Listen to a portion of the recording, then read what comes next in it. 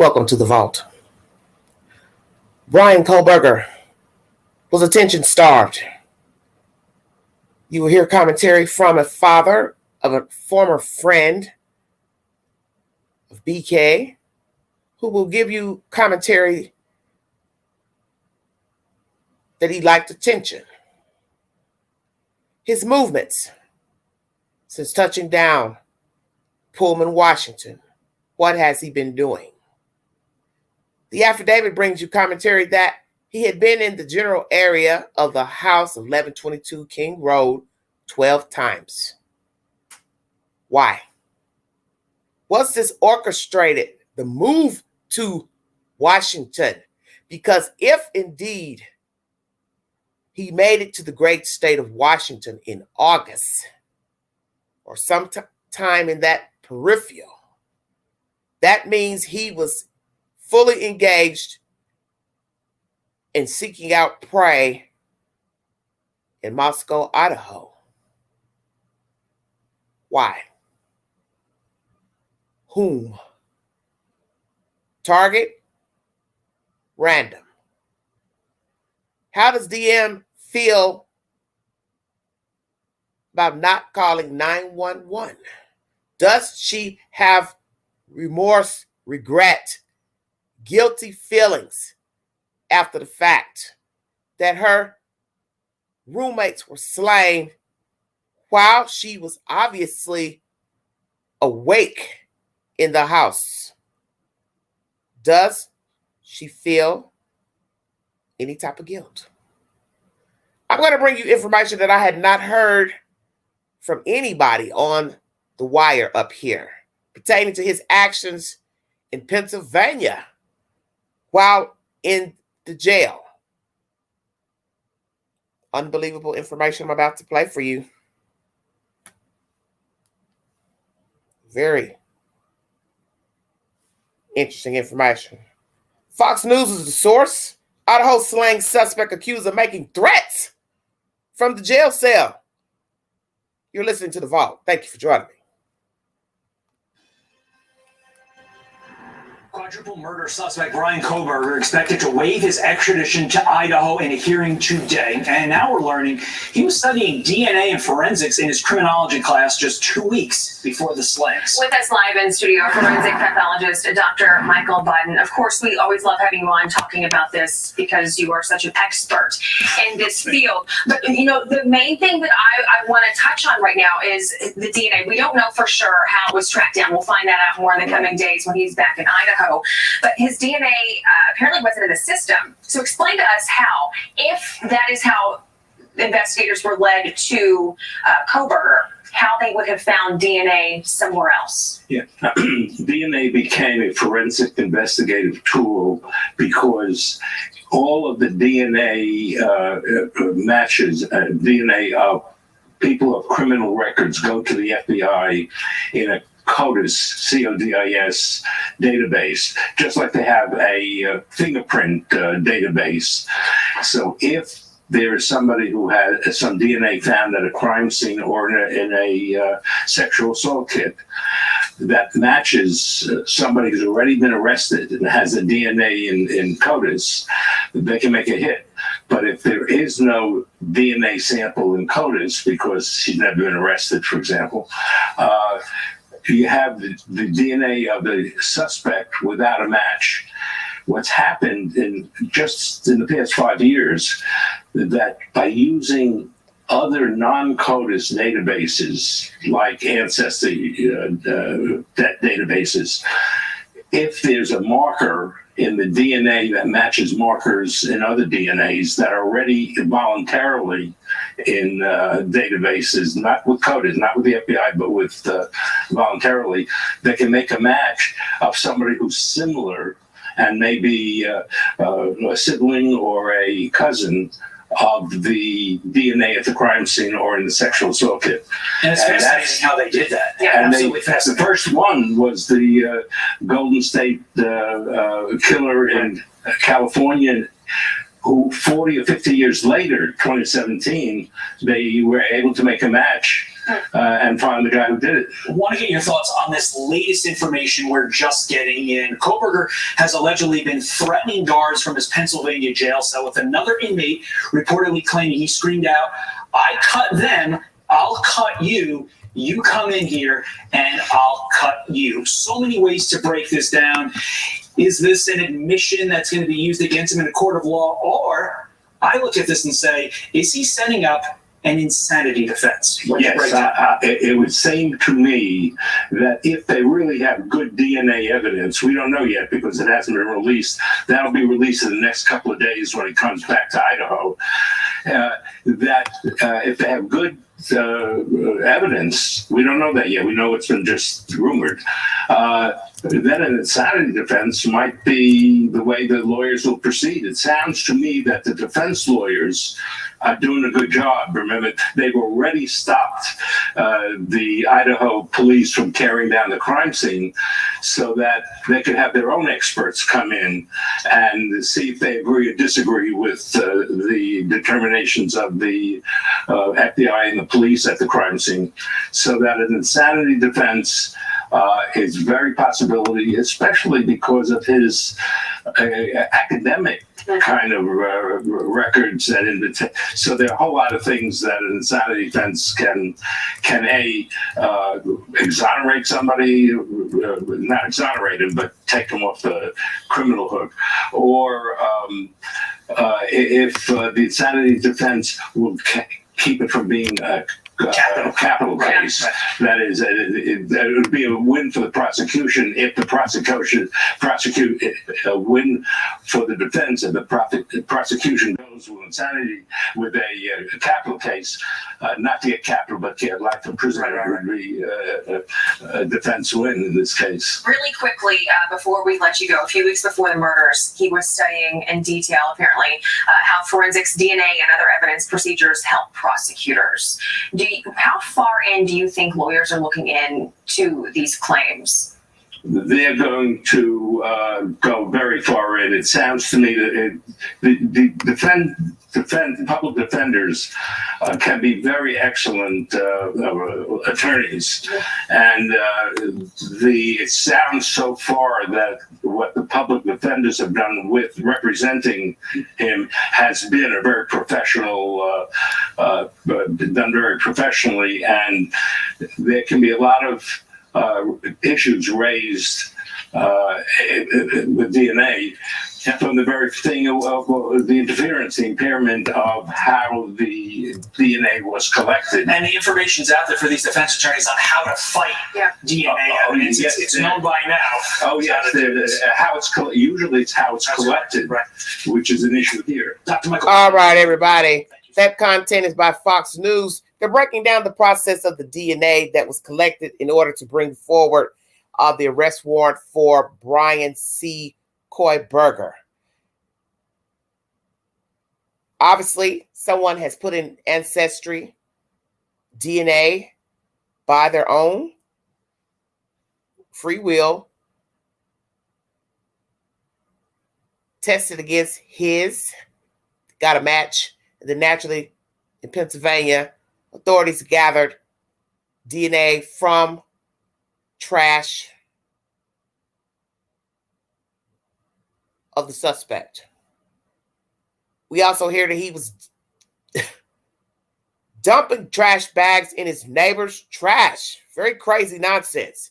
You also hear in this commentary, which is my main focus, he threatened the guards. Why was he threatening the guards days ago before touching down in Idaho? I'll cut them.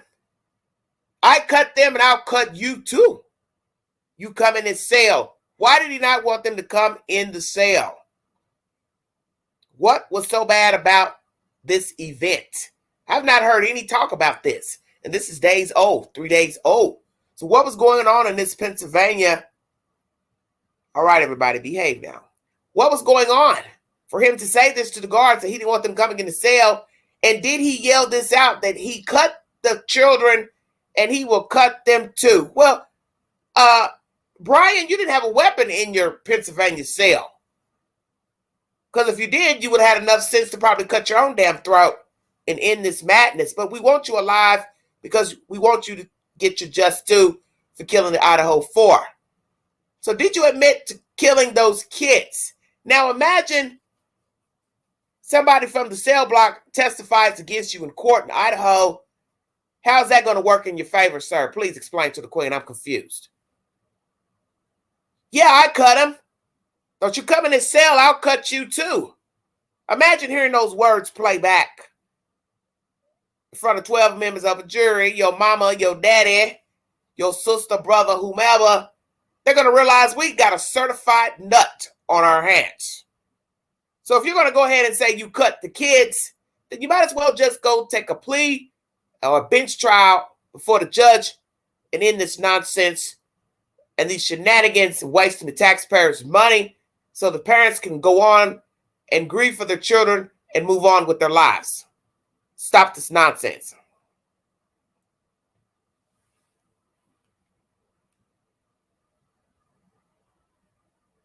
You know you're a fool to say that, because you can't say you cut somebody and then plead not guilty, because I do believe you are denying the charge in the arrest affidavit.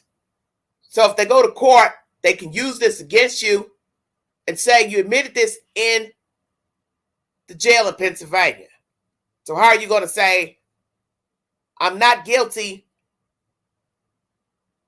and God forbid they have it on recording that you said you cut those kids?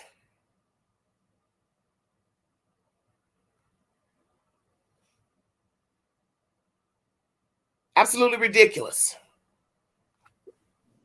Welcome, Brittany. How are you doing? Hello, how are you? I'm good. I got a little more content to play, and then I'll ask you your public opinion. All right. Our next content. Sorry about that. I got to put this on mute. Hold on one second. All righty. Let's play the next content here.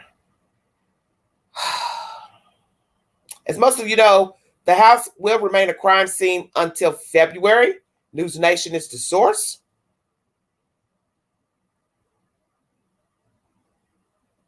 Man who knows Bryan Kohberger speaks out for News Now is the source of that information. Let's hear what he has to say. And is coming back to the inland Northwest, a suspected murderer. This news came as a shock to people who knew him, and some are now speaking out on changes in his behavior and his personality that push them away. Tonight at 6, Esther Bauer has new details from a father who says both his kids grew up with Kohberger. Esther. Well, guys, we now know the suspect's family lived in Pennsylvania. The dad I spoke with says when news broke of an arrest, his family was in shock. They still are, and just want justice for the victims. Quite a few times, Kohberger was actually in my house, and it's a pretty frightening thing to know. Because Tom Arntz says his kids went to school with Kohberger in Pennsylvania. He said some things are a little odd with him. He was always like he had to be like the number one person in the room. Over the years, his kids noticed changes. Tom says he used to be around 300 pounds, then lost a lot of weight, and that wasn't the only difference. My son said he changed a little bit and he got pretty aggressive with him and mean to him and stuff, and my son broke off relations with him. He just never seen him anymore. The last time the Arntz family saw him was when Kohberger was working as a security guard at a local school a couple years back. When we talked to him there, everything seemed, normal. He was polite and everything.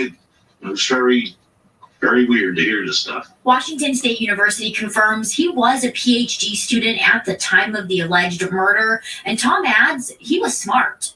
Very intelligent, and then, he would explain things in like a really odd way that had to be really sophisticated way of explaining stuff. There is still so much more to explain and understand in this investigation. It's unsettling for Tom to think about how this person, who they knew for years, could have killed these 4 students. Just insane.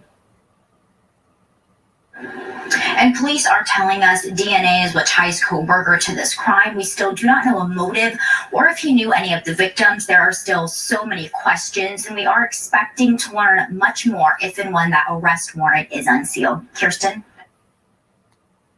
All right, everybody. A grad student.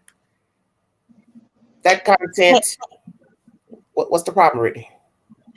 I just wanted to clear it up in chat. I'm not allegedly with Brittany Yes. J. And whatever was said in the jail, it's not that big of a deal, whether it's debunked or not. It's content. You either believe it or you don't. Kind of like everything else that has transpired pertaining to allegations against this one, that one, Mr. Kohberger. You're entitled to believe whatever you want to believe.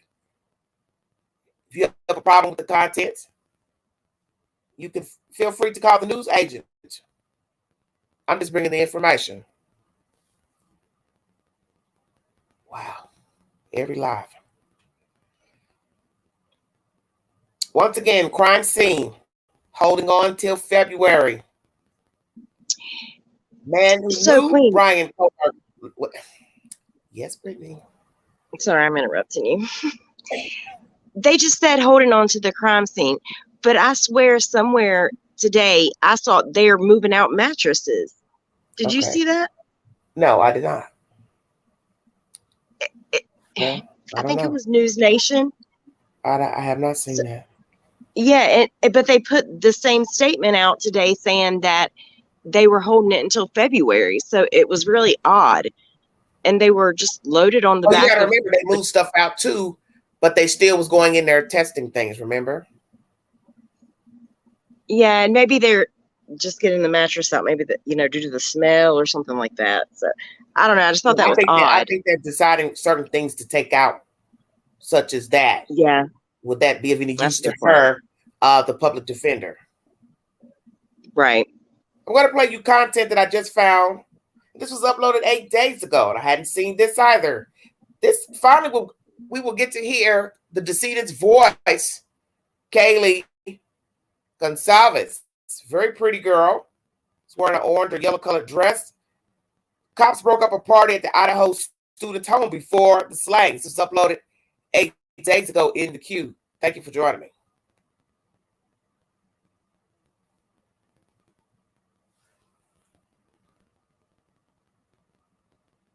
One second, please. I see they want to get blocked in here. This just helped millions of people. How could it? They can't resist. How are you? Good, how are you? Good. Is this your place? Yeah. Perfect. You are here. I see noise. That's one of the University of Idaho murder victims, Kaylee Gonzalez, confronted by police about loud partying. It's the 5th body cam video unearthed by web sleuths showing cops breaking up parties at the house where the brutal murders took place. The date on this video is Tuesday, August 16th. Time 5:30 p.m. It's a week before the fall semester begins and 3 months before the murders. You in school? Yeah. Okay. Who here? Senior. Senior. Okay. The officers threatened Kaylee and her roommates with a $300 ticket, but settled for just a telling off. You're disturbing the peace. Yeah. Nothing against having parties. Nothing against having people over who are overage to drink. But again, once we start disturbing the neighbors, then we've got an issue. Yeah. For some reason, the young man with Kaylee is wearing zip ties on his wrist. The video also gives a detailed look at the rear of the house where the killer most likely entered. Look, there's a ladder lying nearby, and there's a big speaker, the source of all that loud music. Joe Giacalone, a former commander of an NYPD cold case unit, watched the video. It seems to be that many people have access to this location without even the residents knowing that they're there. If I was a detective on this case, I would be looking at the close circle of people surrounding these victims. And Moscow Police Chief James Fry says a hazmat crew will begin cleaning up the crime scene tomorrow. Part of the reason we're doing this is because of biohazards as well as chemicals that were used during the investigation. Meanwhile, police say they are still searching for that elusive white Elantra, whose driver or passengers are believed to have critical information to share about the murders. University records show that there are 90 white Elantras registered to park on campus from 13 states. The owner of an Elantra somewhere may hold the key to the mystery. All right, everybody, this is older content from a week or so ago, but it's interesting to see that these girls had an issue with noise. I'm going to Google August 16th to bring forward a date. Was this a weekend or a weekday? Right before school started. What day is August 16th, 2022?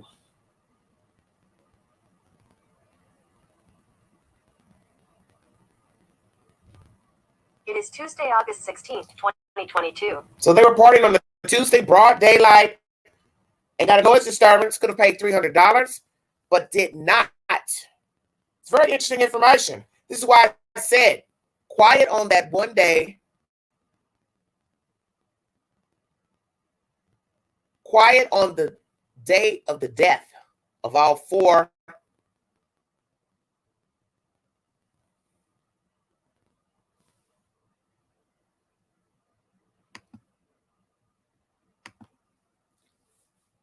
Why quiet on this one day? Had they been warned by management to keep down the noise? Because that's August 16th. Not even 2 weeks later, they are cited again, or warned again, rather, 2 times on September 1st. So what I'm wondering is, when was the last time they had a party at their house before they were brutally murdered?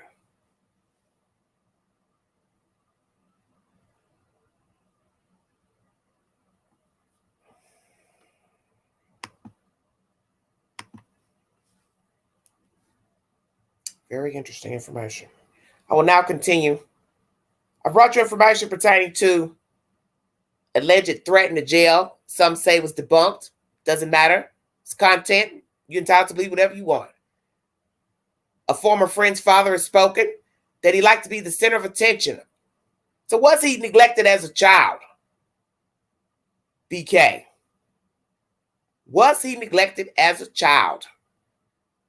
Did he not get enough attention from his parents? Because usually people who have to be the center of attention all the time, it's a sign of insecurity.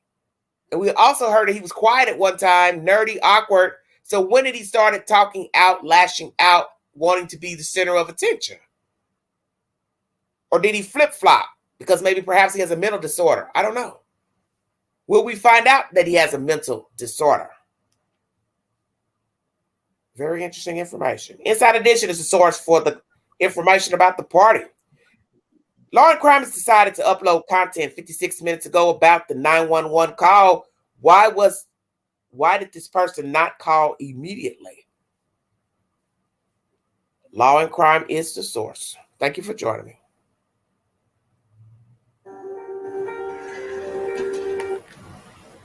You okay, Brittany?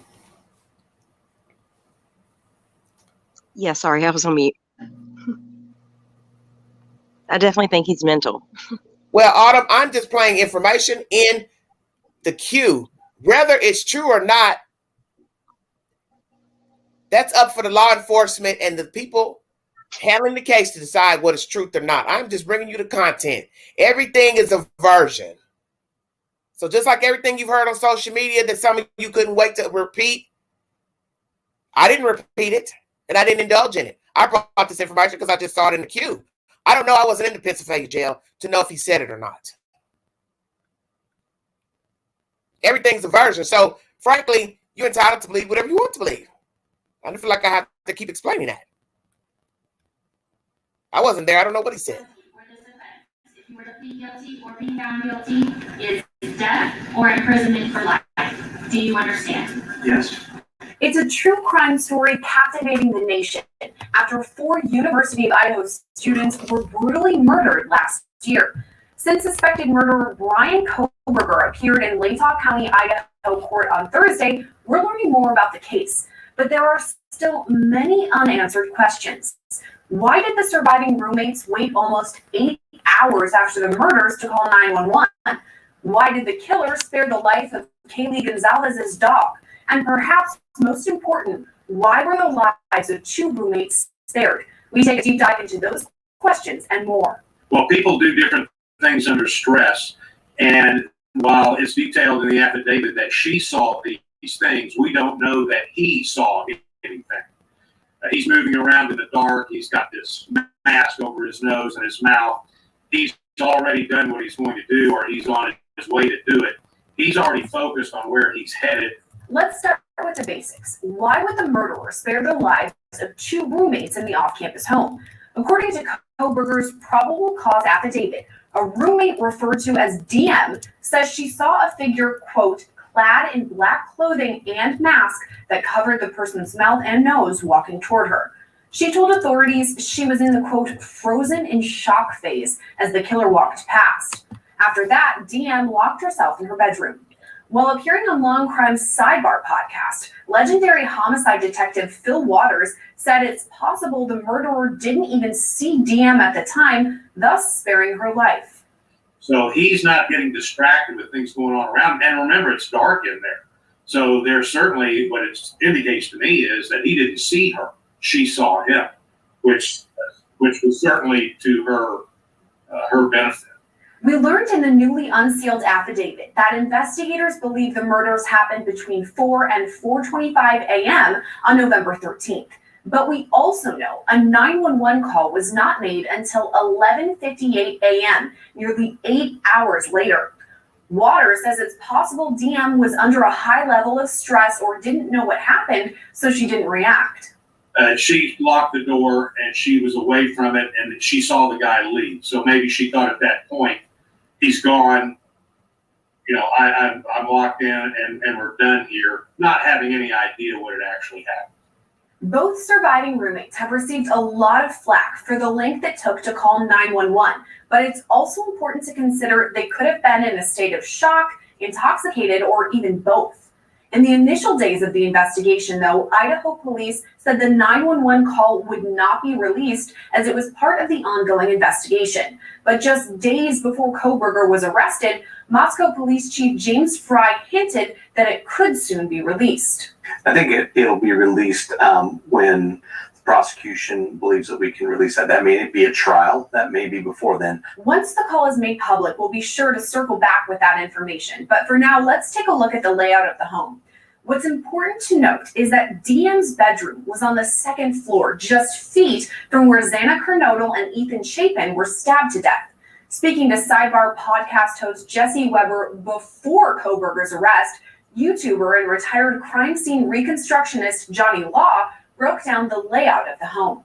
Well, we know if you're looking at the sketch in 2B that's probably more than likely Xana's room. That's where she stayed, where Ethan probably would have been staying with her on November 13th. That means, according to the sketch, DM was staying in room 2A at the time. She told investigators she opened her bedroom door 3 times the morning of the murders, once when she heard what she believed to be Kaylee Gonzalez's dog on the 3rd floor. Gonzalez's ex-boyfriend, Jack DeCur, told investigators he shared the dog named Murphy with her. According to court documents, Murphy was found unharmed in Gonzalez's room on the 3rd floor when investigators arrived. Now, some online trial watchers have since connected this with suspect Bryan Kohberger's vegan diet. As Law and Crime has reported, the Latah County Jail is working to accommodate Kohberger's vegan diet, which is known widely as a lifestyle choice made by animal activists. So could the murderer's love of animals have kept Murphy safe? According to roommate DM, around the same time that she heard noises from the dog, she heard Gonzalez say something to the effect of, quote, "There's someone here." According to the affidavit, nearby security camera footage picks up repeated sounds of a dog barking at about 4:17 a.m. After that, DM says she heard a male voice say something like, quote, "It's okay, I'm going to help you," to who she believed was Kernodle. The next time DM opened her door, she saw the suspect, who she described as a man with bushy eyebrows. Since his arrest, many have noted Kohberger's eyebrows, saying they matched DM's description of the murder suspect. It's important to note, though, Kohberger is suspected of the murderers, but has not yet been convicted of the crime, nor has he pleaded guilty. And while the release of the affidavit finally gives us the surviving roommate's perspective from the night of the murders, it's not the first time we're hearing from them. Only identified through the initials DM and BF in the affidavit, surviving roommates Dylan Mortensen and Bethany Funk spoke out at a memorial service for the victims prior to Kohberger's arrest. A pastor read letters from both Mortensen and Funk. To my 4 best friends who deserve to live a long, happy life, my life was greatly impacted to have known these 4 beautiful people. My people who changed my life in so many ways and made me so happy. Though an arrest has been made and the affidavit released, there are still many unanswered questions in this high-profile case. Was there a motive in the quadruple slaying? Did the suspect know any of the victims? For now, though, Kohberger is due back in Latah County Court on January 12th. Long Crime Network will bring you the latest developments from that hearing next week. Reporting for Long Crime Network, I'm Sierra Gillespie. That's Law and Crime, everybody. Very interesting information. Brittany, what do you have to say about this information? Basically, it's information we've already gone over and discussed 2 past lives.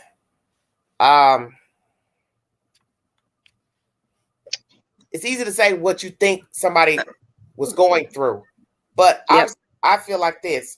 She couldn't have felt like there was imminent danger because she never called 911. So you can't say the situation that they were in. And thinking about it today, it made me... Unless you know the person's disposition to say what you think they were going through, or if they were inebriated. Could have been inebriated. I don't know. But I think most people who are intoxicated, they possibly wouldn't be getting up, opening the door 3 times. Well, and at the same time, a lot of time in situations, if you are intoxicated, certain things can sober you up very fast. Yeah, if I'm watching somebody stabbed to death, I think that would probably wake me up, sober me up. And I would like to think that, seeing a stranger... Exactly. So what are you speaking of exactly?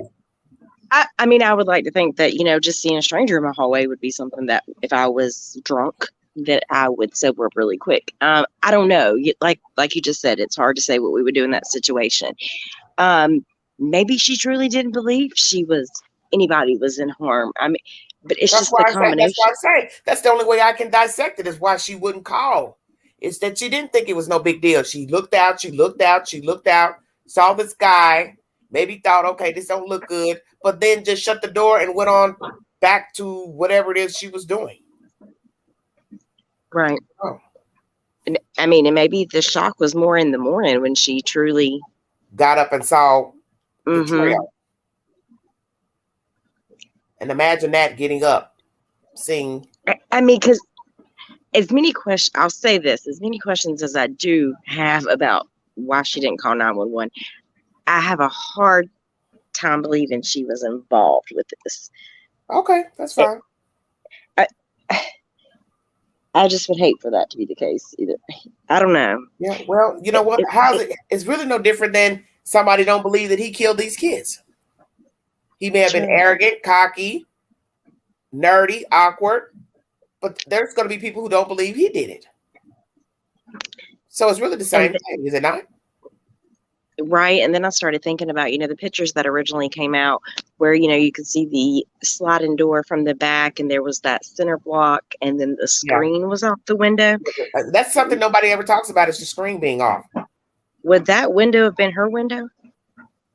That's the first floor. That's the kitchen window. The bottom level has a door in the middle, which is the glass slider, a window to your left, a window to your right. So 2 windows. It's a window on each side of the sliding door is how I'm trying to explain it. Inside of that second level kitchen. So the window to the left, that's not her room? Her room is straight ahead. The girl who is DM. You walk into the glass and walk straight to her room. You're going to pass the stair landing. The landing is going to be to your right, and her room is going to be in front of the stair landing. It's the cubbyhole room, right? It kind of looks like you kind of have to turn. Well, I'm sorry. This confuses me every time. Walk into the room, Brittany. Uh-huh. The kitchen. To the right are the stairs going to the 3rd floor. To your left, you can step into like a little hallway. That's going to lead you into the living room. And straight ahead, let's say you're standing in the middle. You walk out of the kitchen, you're in a little tiny hallway. Right. To the right of the stairs, in front of you is her door. And to your left would be stepping into the living room. To the left. Do you understand? Okay. So it's just it's just a small hall to either step out of the kitchen, you're in a hall, you can either go up the steps or go straight ahead into her bedroom. Or you can take a left and go into the living room and then turn around that wall. That'll be Xana's room. Okay, that makes sense. Well, what is the problem understanding? No, I don't know. I've looked at so many different diagrams of the house. I think it confuses me sometimes. It's going But to either way, depending on which way you're coming in. We're coming from the right. second landing. It's not that hard because it's not even that much space. You only have a space of a kitchen. When you step into that little hall, it's the stairs to the right, a room in front of you, and then to your left, you're going to step into the living room. It's tiny. It's not that big. Do you think it's possible he could have came through one of the windows? Well, I'd like to versus know why the sliding door? screen. I'd like to know why the screen was off. And I find it odd. Why would the screen be off? Just lying there, and no, I don't ever hear anybody even talking about the screen.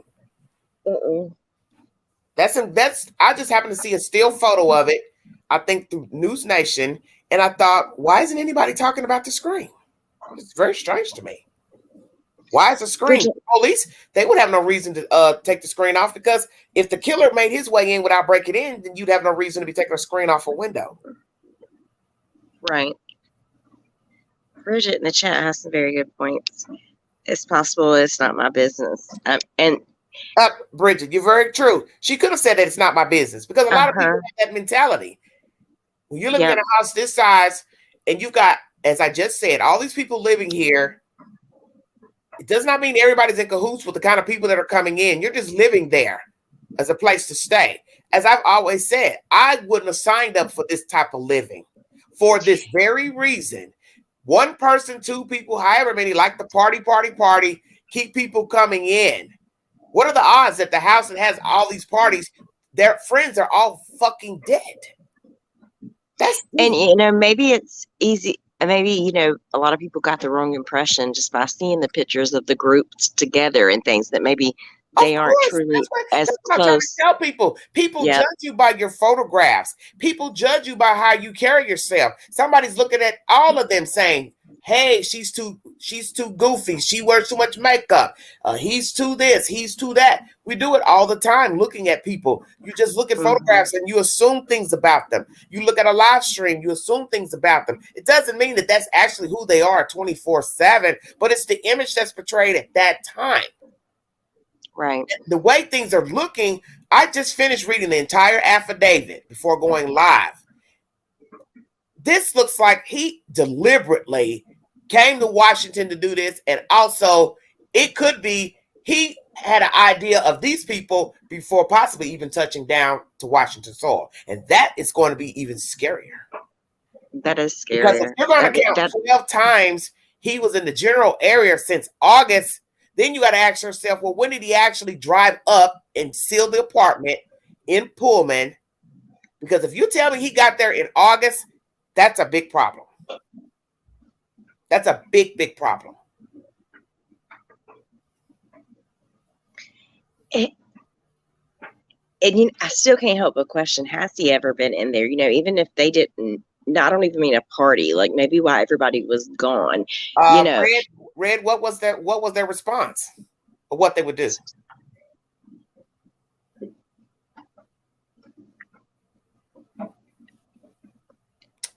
He could have just had the holder in his hand, in his pocket.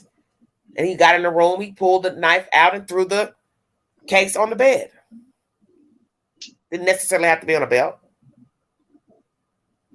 That's how I always think of it, though, is on a belt. But yeah, I mean, I don't know. I mean, 12 times in the area, riding around. He was there for an hour at least that night. Doing what? Well, and that's like we talked about this morning. Whatever time he was there, he arrived. What was he doing for that period of time? Yeah, it's after 3, because I just looked at the affidavit.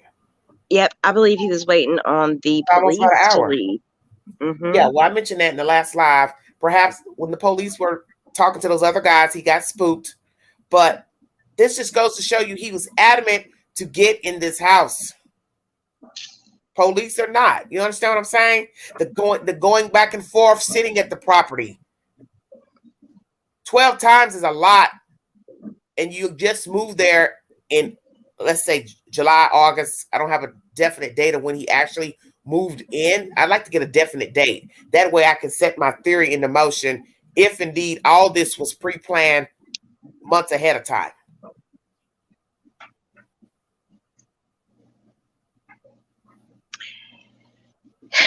I don't know. It's, I mean, I think that, you know, if you want to compare the two living girls that are left, I think that, you know, definitely they will both need counseling.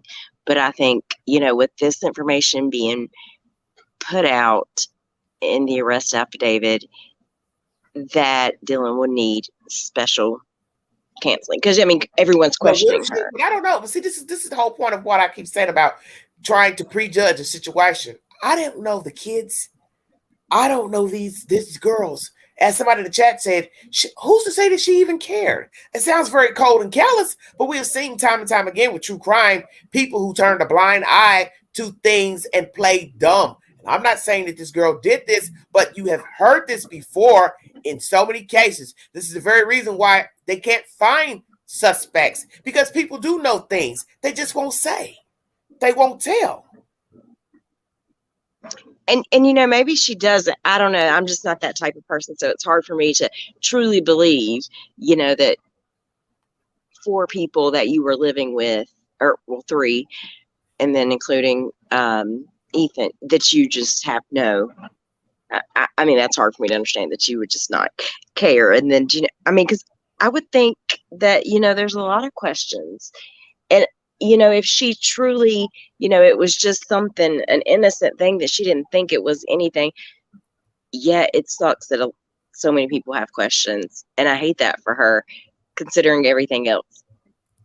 And well, I'm honestly really surprised. Briefly in an interview earlier, I got just a clip of what he was saying. He didn't really say anything. Well, he didn't say anything negative pertaining to a witness being in the house. He just said, I guess, like, it's good to know, okay, somebody saw what the suspect looked like. That's how he worded it. Right. And he does seem like he's calmed down. And that's sad because, you know, I looked at the one interview today of the mom and that they did after, I guess, when he arrived in Idaho. I feel like you can tell that they have both lost weight, both of them. Like, you can tell they are truly stressed. It's sad.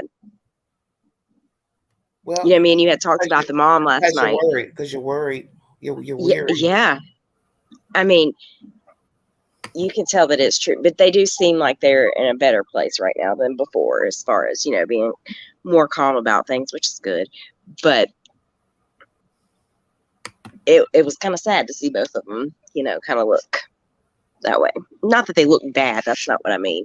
It's just a sad situation altogether, really. Amanda says she doesn't think it was the first time. Apologizing? I think he meant what he said. And he said, I mean, even when he was saying what he was saying previously, he said, I'll apologize if I'm wrong.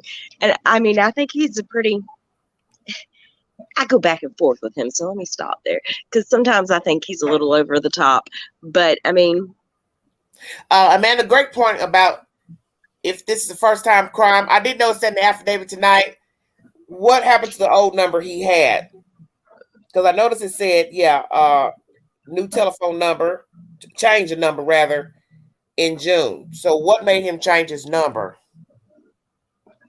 Are we sure that he changed the number? That this isn't just like a what Google? I'm saying, change the number, new service. I'm just saying what happened as far as change of whatever, Brittany.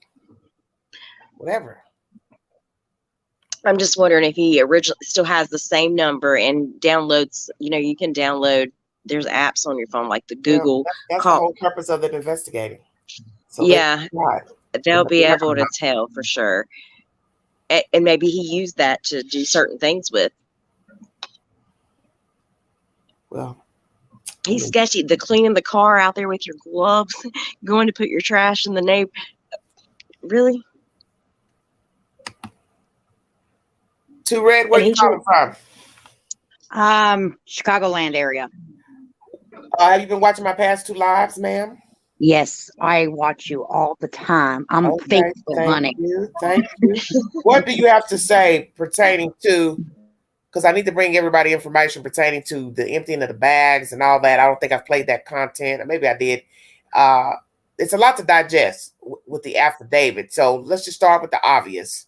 Well, I asked my wait 1 second. There's an eyewitness who allegedly saw the killer walk by her. How do you feel about now hearing that an eyewitness was not living on the first floor but the second floor? That's news. That changes my perspective of things personally, in my opinion. Elaborate. If this is why I question my daughter and her friend that go to college together and live together. Because if I would, now I'm an old lady, but if I would see someone in my home with roommates and open the door 3 times, something brought my attention 3 times, then I'm going to have to further investigate. And if I was scared, I would definitely contact 911 or somebody that I trusted that lived nearby. If I was trying to put myself in that mind frame at that age. Okay. As we get seasoned adults, of course, we're going to make different choices, but being young, okay, what would I do? You know, but I'm not thinking that she froze because she moved 3 times. You know, when someone's like, I was scared to a frozen state. Well, okay, but you got I think what her point is, she's trying to say she froze time number 3. Okay, time number 3. So what led her to get up the other 2 times? What was the sequence? She was hearing noise. She was hearing noise. She was hearing talking, dog barking. Thought Kaylee was up. That was the first incident. She thought she heard a dog. Then she thought she heard somebody say somebody's here. Then she heard whimpering and crying. And then the last times, whenever she opened the door and seen him leave, he's walked past her, towards her, whichever one you want to, however you want to word it. Right. Yeah. I'm just speaking for myself as a female in today's world. I would have definitely investigated it. I don't want to victim shame here. Let me ask you this. When you were in the chat talking about what you asked your daughters, what did you ask them and what was the answer?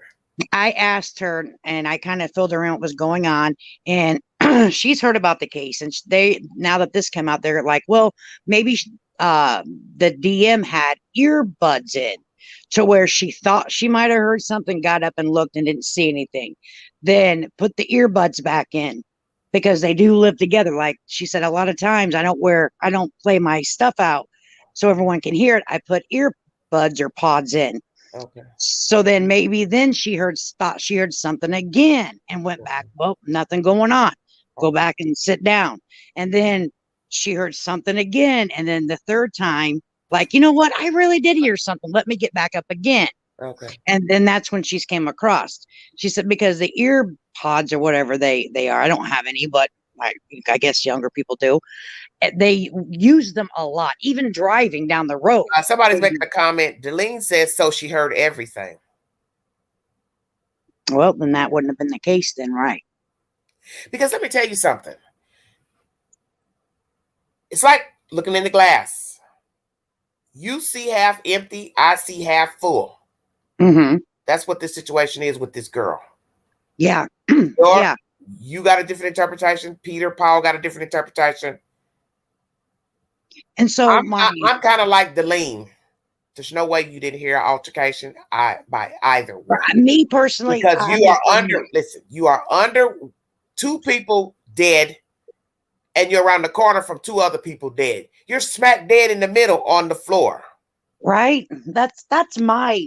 There's no way you couldn't have heard something. That's my interpretation of it. Because what you got to ask yourself is the obvious. Ethan was a big person. There's no way in hell Ethan didn't give him a fucking showdown. All right. I think he would have gave a run for his money. My opinion. Now, he may not have been a fighter. This is why I said it's hard to speak for people when you don't know them. But I got to use deduction because of both of them are tall people.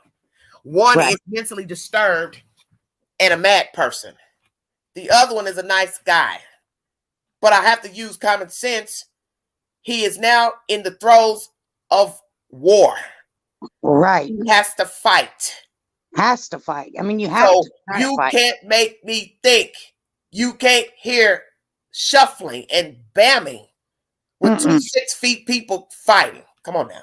Nah, that's I agree with that. So my daughter's friend, she's really book smart, but kind of I love her to death. Okay, but she's kind of dingy, kind of airheadish. I'm like, okay, so what if you were in this situation? What would you do? And if you heard this going on and this and dog barking, these words said, bamming and bowing. She's like, well, I really don't know. Like, if it's a party house, I've been like, oh, people are just having fun.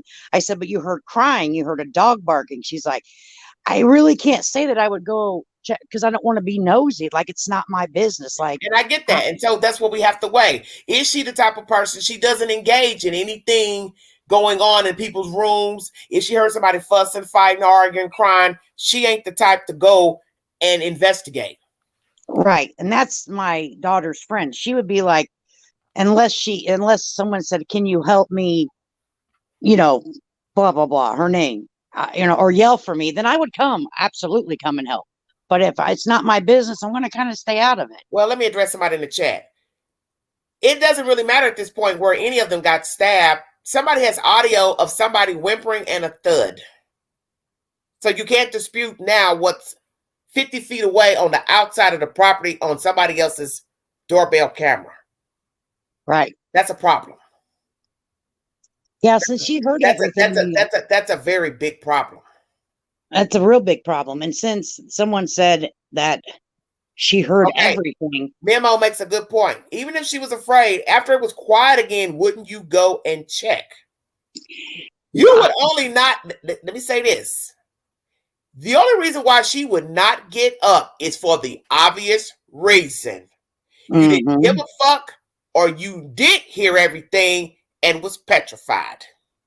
Yeah, I mean, but being petrified, here's the problem I have. But the flip side of that goes back to, if I'm hearing crazy stuff, because you got to remember, he didn't kill everybody at the same time. He wasn't Superman. So at some point, you're still opening and closing doors while he's murdering people. This is creepy as fuck. It's almost like a scary movie that we're talking about. That's why I have a problem with this story. She is opening and closing doors during a murder. Yeah. Yeah. And my problem with I was petrified and I couldn't bring myself to come help was that, but you weren't that scared that you went ahead and fell back asleep. See, for hours. Hours. Yeah. So that's my problem with it. Say that again. I said my problem with it is that if she was so petrified and she was afraid to leave her room, but she stayed in there for hours and, did whatever. She fell asleep, did whatever. But see, that's the gist of this story. And as I said, it's not to do any victim blaming, but you have to ask the obvious questions because they have released this information to the public now. You have to prove she never came back out the room until near 12. Right, exactly. And who is going to prove that? How are they going to prove she never stepped back out the room after seeing the suspect walk past her? Right, the only other person that leaves would be Bethany. And that's what's puzzling to me. It's because, yes, I'm judging the situation as a human being. Because my thing is, I don't know her. I don't know the kids. So I don't know her disposition or what type of person she is. If she's the type that ignores stuff, she doesn't pay attention. But one could say that's not true because she's telling the story. I opened the door 3 times. Well, then that means you would be considered a nosy porker. Mm-hmm. Yeah. So you can't say that she's the type to ignore stuff. Because if she was the type to ignore stuff, she'd have never gotten up one time to open the door. Yeah. I agree with that 100%. Now, depending on the location where she is born and raised, now being around the Chicagoland area, we're taught and trained. If it ain't your business, stay the hell out of it, right? Because you end up getting in a bad situation yourself. So that's like whenever I was talking to my daughter and her friend, she's like, Mom, damn well, if you'll call 911 if you see something going down, but to step up into a situation. Yeah, that's different. I get that. So that's what we're trying to say is that audio's been released that it's coming. A person's home is recording noise that is a problem if you are acting as if you ain't heard nothing and you're in the house with the noise and you're also up at the time that the killing took place. The killing only took place for about 16 minutes. You can't tell me in 3 times you've opened the door. You were opening the door while he was in there. He was what? Yeah, that's what's fucking weird to me. So you can't even talk your way out of that. That's what I'm trying to make people understand. It's not like he was in that house for an hour and a half, 2 hours, and you said I opened the door 3 times. You've opened the door during the commission of a crime. Right down the hall. You got to explain that logically in a house that is really not that big. Once you see the layout, the circumference of the rooms and stuff, the place is not that big. No, it's not that big. It's just a tri-level, but it's not that big. You are going to hear noises, scuffling. It's no different than hearing somebody walk by in a hallway. They're coughing, they're hacking, they're dragging something across the floor. Yeah. So use deduction. They're carrying a basket. They're dragging a paper sack, a plastic bag. It's the same damn thing. I think it's interesting. Sorry, go ahead. My other question was, and maybe you can help me understand it a little bit better, Queen, is the Uber Eats driver was there at like after 4. A little bit after 4, right? And then all this happened. Well, they said that he was scoping that area out. The DoorDash, yeah. Okay, so did he not see the DoorDash guy go deliver the food, or did he see him and leave, or did they use opposite door? You know what I'm saying? Like, how did they? That's the whole point. That's the whole point of the story. You don't even know which door Xana used to even pick up the food. Right. You don't know if she went to the front door. You don't know if she used the glass door. Right. So, maybe that there's specific instructions on the DoorDash or, whatever that is, and says, go to front door, or maybe go to the glass door. You know how sometimes you have to put in where to go, I don't know. Maybe specify. Maybe that's in the notes to which door to go to, because that is like not even minutes. They would have either had to pass each other on the road or pass each other in the yard. You know what I'm saying? So it's just really weird. Because doesn't it say 4/12 that Xana is on some sort of social media? Listen to this. How about this? How about the killer was already there? Mm-hmm. Maybe he was already in the house. That could have been. Not necessarily in the house, but just in a watching mode. Yeah, I think that they said he was there after 3. If you read the affidavit, he was there for about an hour. So something kept him from going directly into the house. That's my point. Right. So he was there for about an hour. That's in the affidavit. Yeah. Mm-hmm. So something kept him from going in the house. So as Brittany has said, the police were right down the street fooling with those boys. That could have spooked him. Right. Because he's rolled by the house a few times that night. So he's either building up courage or something is visible that's making him stay away from parking. I don't know if it's because he was, what's the word I'm using? Indecisive, spooked, high on drugs, but it was something. Because they've got this down to a T, the trying to move about in the car. All that's strange to me. Yeah. You drove by this place so many times. Why are you moving around and acting like you're stuck in the road? You can't turn the car around. Something was going on. Yeah. Something was going on with him. Something at the house. It was something. It's hard to think, though, that he would have actually seen the DoorDash driver. I mean, maybe he was possibly circling at the time and they just happened to get in and out without him seeing. The only reason I say that is because they're getting food. He probably was sitting there watching in his car. That's what I'm trying to tell you. He was there all along after 3. But something kept him from going right in. They've got his movements moving around with the car back and forth, up the street with Linta. Something was going on to keep him from getting to the property. What was it? I just find it strange that he entered at the time that he did with the DoorDash just leaving. I mean, they pretty much just left. because he left his house at 2:47. It only takes 11 minutes, 15, depending on how fast you're going. He's driving fast. He made it back home in 11 minutes. All that's in the affidavit. Because allegedly this is a 15-minute drive, depending on how fast you drive. So most people like to speed. You're making it there under 15, going and coming. But something kept him from getting to the property to enter the door. What was it? Well, what about this? What if he's been to the property several times and he had the house bugged? So he knew a DoorDash was coming because he Well, he overheard didn't the order. He conversation. didn't order the compost. They say she ordered it. They got that from her device, Xana, that she ordered it. Because I thought about that too. Him even being the damn DoorDash driver, but all that's been confirmed that the order came from her phone. She was up on TikTok. That's why they're saying that maybe DM misunderstood who was speaking about he's here. Maybe that was Xana talking to Ethan saying, oh, the DoorDash guy's here. Let me go get the food. Right. Isn't it though? Doesn't it say that she's, and don't quote me on the times. I think I may have it right, but I don't know. That she's on her social media at 4:12. Yeah, that's why that's the point I'm trying to make. She's fooling around. 4:17. She says he's here. DM overhears that. She thinks it's either her, Kaylee, or somebody, which is still strange to me. So then she probably gets up and go out and meet the DoorDash guy, get the food, come back in. And then that's when he decided, I best to go on in now. But that's how bold this is. Who goes in knowing the people are awake?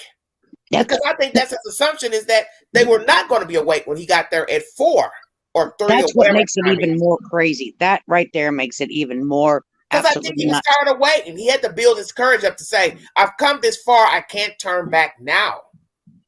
Whether they are up or not, I got to go in. And that's another thing that's bothersome.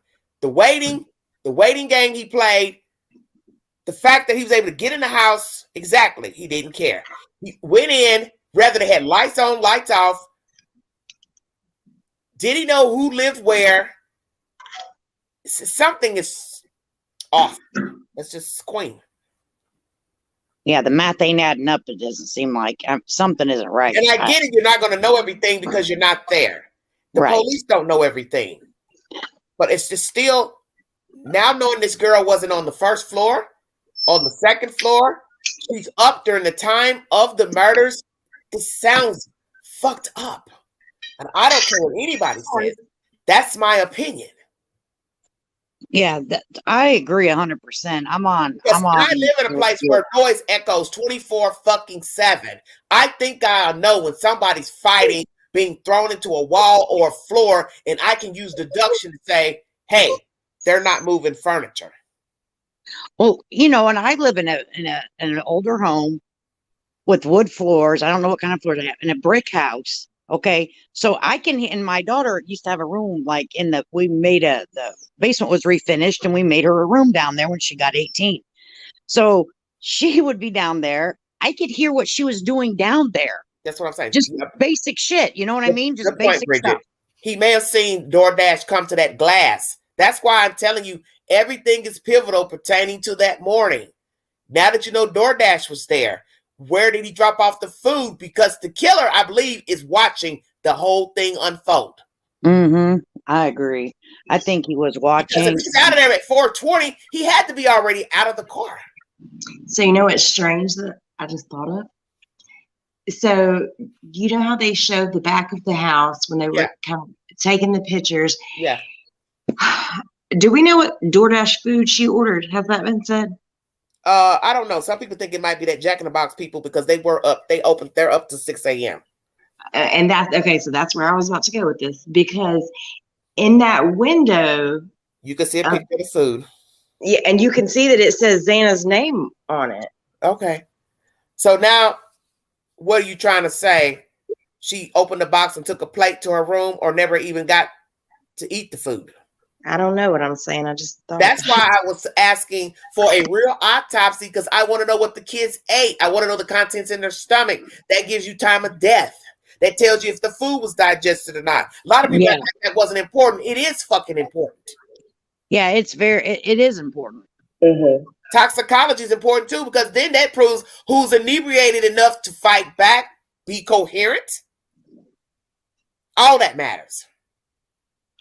Well, and it's possible that, being more inebriated, you may fight back more than usual.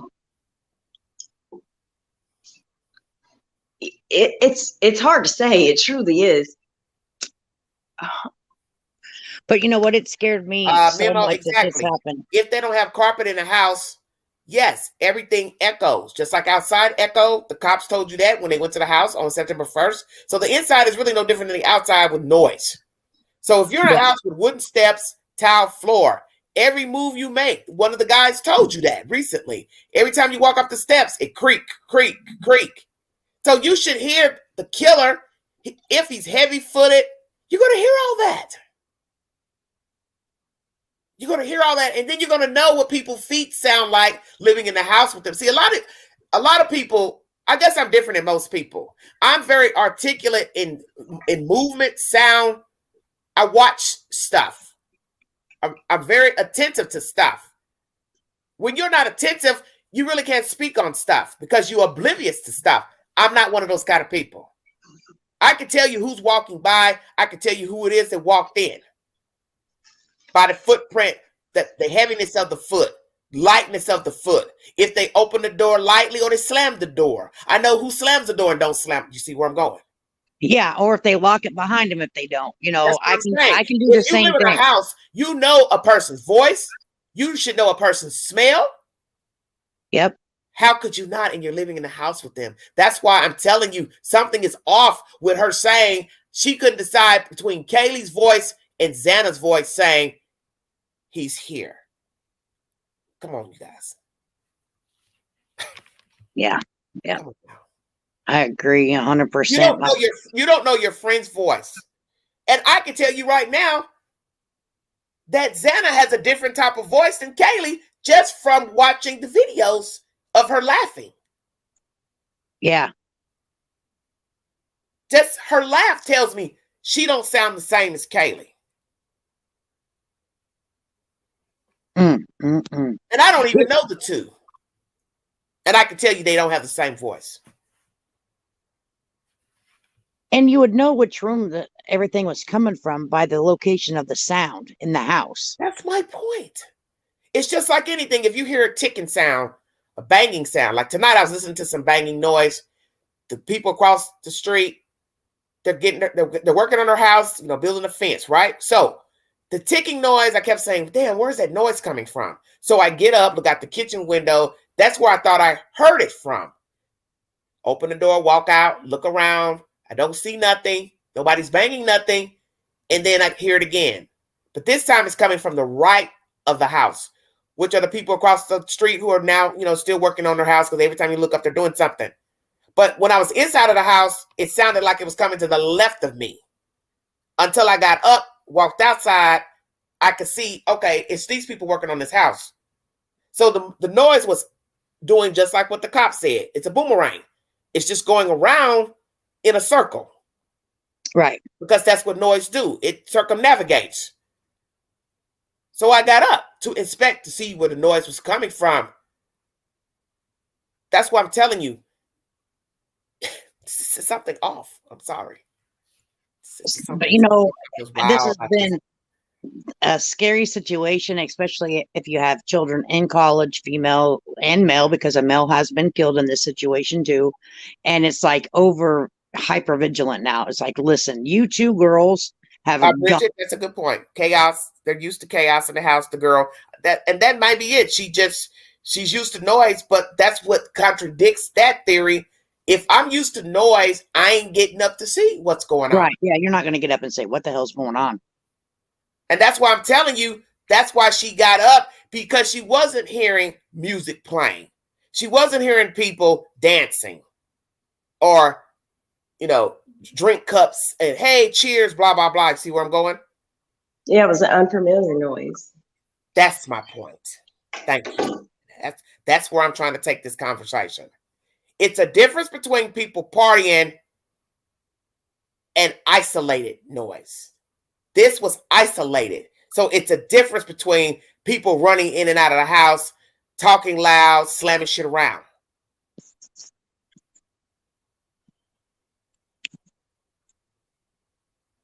Well, I still say that if I would have heard a thunk on the floor and then a cry, a whimper, I would definitely either text my friend and say, "Hey, are you okay up there?"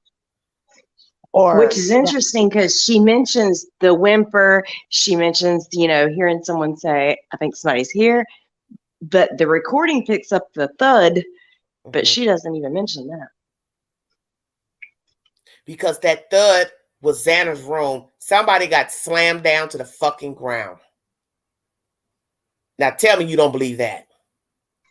Now, I don't know where I seen it, but somewhere I read. Think about what I'm saying. That wall faces those people's doors and windows. Yeah. That thud is somebody slamming to the ground. And it was said that that's where they found her. Yeah, on the ground. Yeah. Right. So she bled out on the wall. She was close to the wall. That blood had to be close to the wall. So that's where he probably threw her, fighting her and stabbing her. That's the thud that camera is picking up on the audio. So you're going to tell me that is distorted sound on the audio. What you think it would sound like inside of the house around the corner from it? Right? Oh my gosh. Can you? Oh, that's my point. She not telling the truth. I don't even want to say that because I hate to. She's not telling but the truth. Man. Exactly, fairy dust. It would vibrate the floor. It would absolutely. Even the girl downstairs, no matter what room she was in, if she was up, she would have heard her hit that floor.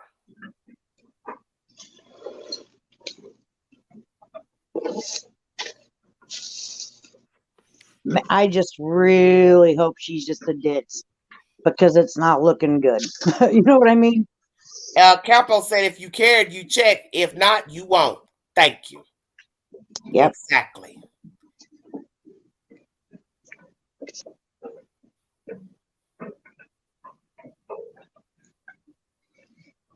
These stories are the same everywhere. There are countless of stories where people know who killed somebody, hurt somebody, and they refuse to talk and tell the truth. To me, this is no different than the man who I know of that was killed in Anderson County recently. Those neighbors know who shot him. They know who stood at the fence. They know who was sent to motion to make him come out as a decoy. They know who did it, and they ain't done no arrest. And the TBI is even investigating, and they ain't arrested nobody yet. Just like I told somebody the other day, you all know about this crime out here, and the person looked me right in my face and said, well, I ain't got nothing to do with whatever. That's my point right there, because you all know who killed him. You just don't want to testify in court. Right. And that's what we see a lot, though. I mean, we see that a lot. Who killed him. We see, and you know, and you're from a metropolitan area, Queen. A lot of people don't want to be in the area and have to testify. They just don't want that on them because too much shit comes after that. Now, this I don't think is the same situation like gang activity. Why did Steve say he didn't have to go upstairs? See, that don't make no sense either.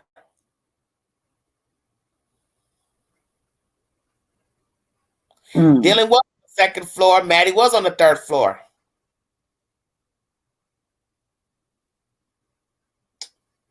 And where was Bethany? First floor, allegedly. First floor, okay. Because there was a room that was cleaned out that you can see. Like, where would she be sleeping? That used to be Bethany's room. I don't know. That's why I don't like saying where anybody slept now that we find out this chick was on the second floor the whole damn time. Right? That's crazy. I mean, I'm sorry. If I was roommates and I heard all that kind of ruckus, then seen a man, I'm going to lock that door after he leaves and like grab me a weapon and I'm going to go check on my friends and call 911. I just am. So let's go here with all this hee-hawing ass around. What's the truth about the fucking door being open at 8 o'clock? Yeah. Like, why would you not? That's another question. That's really good question. If you've seen a man, a masked man, leave your house after all this ruckus, you're not going to go lock the door? That's why I said this don't make no sense to me. I'm gonna do everything I can just to get to that door and lock that sucker so you don't come back. Like, who was that dude? Because let's be truthful, that's something that we didn't discuss in the last 2 lives. If you didn't feel threatened by him or he didn't look threatening, would you ask him, hey, where are you coming from? Unless you did feel threatened the third time you opened the door and saw him.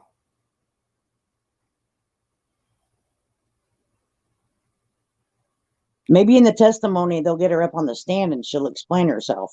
She ain't gonna do good. Yeah. I got a funky feeling about that she's not going to fare well on the witness stand. No, they're going to chew her up. Oh yeah. Because let me tell you what that lady's going to say to her. You feared him or you didn't. Right. Because you opened your door, so that means you had to have thought something suspect was going on to continuously keep getting up. So why are you getting up? Then she's going to ask her, after he walked out of the door, did you go lock the door? Why didn't you call 911? Did you message your friends in the house? If she answers no to all of those questions, it's not going to be good. No. No.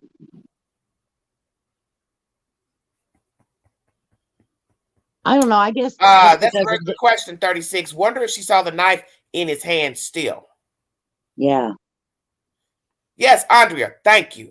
Opening the door 3 times is something you would see in a movie. Well, why do you think they write stuff like that in the movies? Because they believe this is how people really react. So that's a great point. This isn't a movie. But the way she was behaving was like she was in a movie. And I believe that people write this stuff because this is how they think people really do act. And I've said it 1,000 times.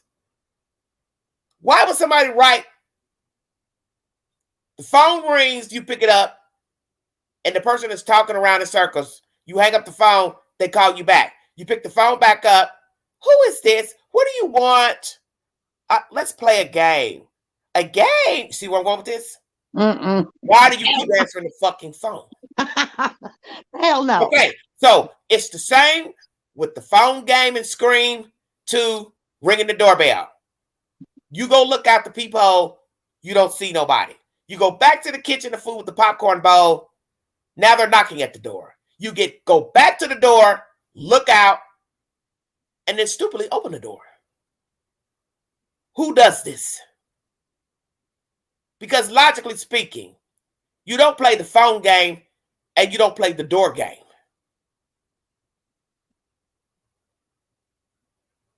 And this is when your survival mode will go in.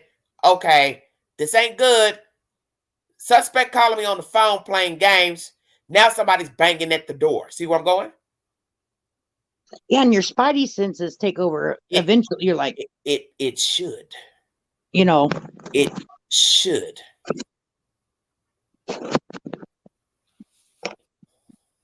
Yeah.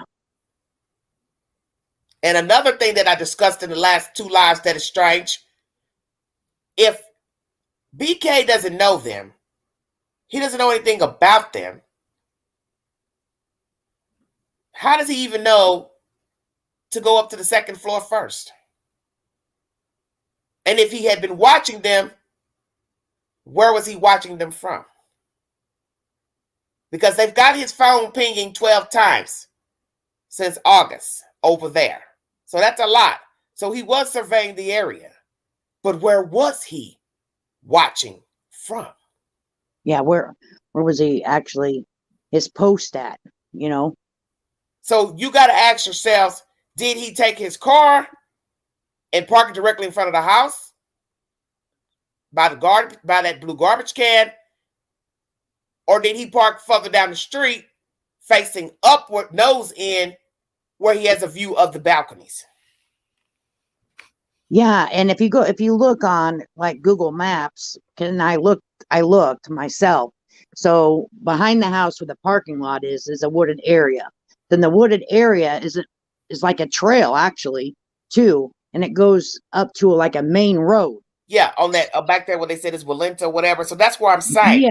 I have to see that visually to know if there are houses there, because if I've got a house up through there, it's going to be suspicious you crawling through people's homes. So is that barren land or houses? Now, say that you park your car on the right side of the road, that on the right side down to the back parking lot behind their house is just wooded area. Okay, so he could have parked his car up there and then walked down. Yes, he could have, but there's houses on the left-hand side. I got you. Okay. Okay, So with driveways. So on the right-hand side is actually the woods and then the house.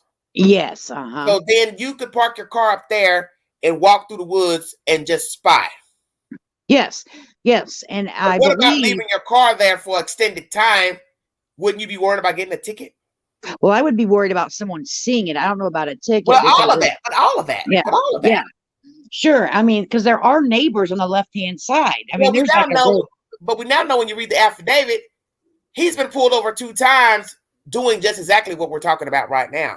I got a feeling that's what he was doing to get the ticket, the no seatbelt ticket in August. And then further down in the affidavit, it also says he was pulled over again. Right. And someone could have called in and say, hey, there's a weird looking vehicle sitting out here. Exactly. So they just pulled him over for a no seatbelt ticket or a brake light. So now you got to ask yourself the obvious. The 12 times he was coming, what was he doing and where was he parking? Was he just riding up and down the street? Going back and forth, going around Walenta, going around Queen Road, not actually parking the car and getting out and watching or walking by. Right, because the first time they stopped, that's when they obtained his phone number. So to me, they don't normally ask you for your phone number on a seatbelt ticket unless they suspect or something's weird. Somebody asked about her posting her job and moving away. Could that have set him off? Well, I don't know. Somebody also asked about her buying the car. That's why I said you have to have a receipt to all this he said, she said about her moving and staying in the house, not staying in the house. Because my thing is, if she wasn't actually living in the house and that's proven, why would he follow through if she's the target and you don't see her? Because if she's not there, you can't see her. If she's the target, though. See, that's the problem. You don't really know if she was the target or not. In my personal opinion, I think Maddie and Xana were the targets.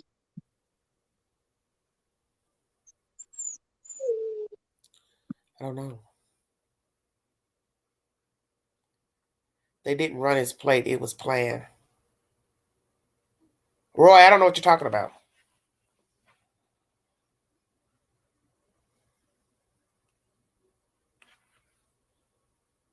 Strange. This is a very weird story. Well, I'm going to jump down and my dog needs my attention. So. All right. Thank you for joining me, Red. All right. Thank you. All right. Have a good weekend. Bye-bye. All right, everybody. That was Red. This commentary is pertaining to BK being attention-starved. It's obvious he needed a lot of attention growing up.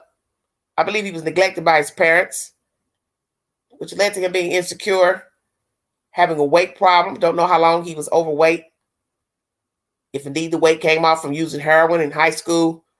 But nonetheless, he has identity issues. He has a problem with himself. And that is the thing about having problems, mental issues. One thing begets another, and one thing sets off another. And so it didn't take probably much to put this person in the place where he is now, which is in a county jail in Idaho.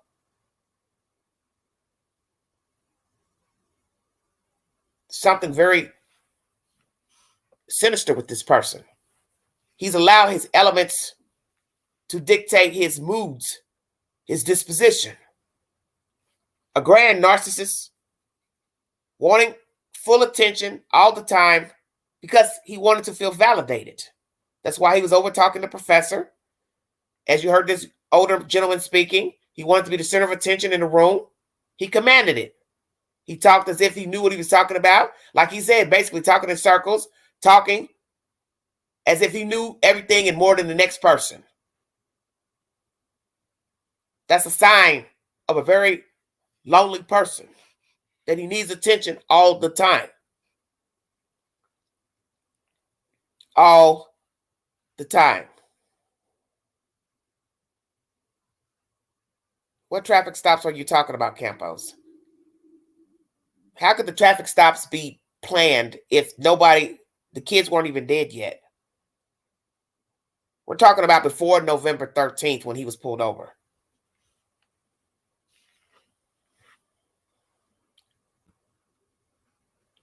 But this is a very sad story, because in the end, these children, to me, whether he watched them here, there, social media, followed them, used somebody to get information about them, however it went, they're still random because he doesn't know them personally. He doesn't know them. He's not even from the state of Idaho. He's not even from the state of Washington. So however he found them, they're still random. They're random.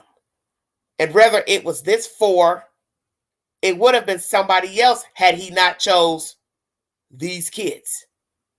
Whether he chose them deliberately by following them or watching them on social media, he still doesn't know them. Whatever he think he knows about them. It's a very, very compelling storyline, because that's the part of the story that's now missing. How did he come to know the kids? His movements is strange.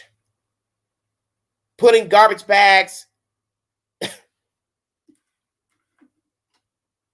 in other people's garbage bags in Pennsylvania. Let me try to get that information, because that's just ridiculous to me.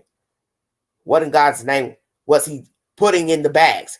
I think he didn't want the police to ever come to that house and pick up anything with his fingerprints on them. But that's stupid, because if I arrest you, I'm going to get your fingerprints anyway. Very crazy.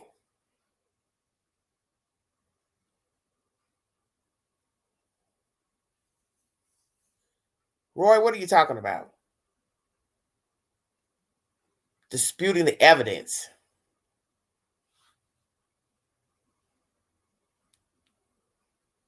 Well, people do pick random places. As the defense attorney for John Wayne Gacy said, I've met clients that didn't even know why they killed the person. And I think he can say that because he's a defense attorney. And he said, they don't always kill for the reason you think they kill for. And I believe what he said. Who knows better than a defense attorney who's dealt with heinous crimes and heinous people? That sometimes people kill, they don't know why they did it. You've heard many children say that when they get in trouble as young children. They were asked, well, why did you do that? I don't know. What do you mean you don't know? I don't know.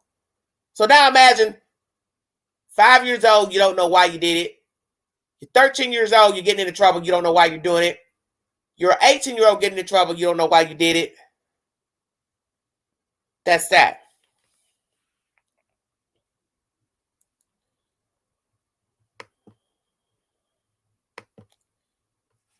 Well, good luck with him being innocent.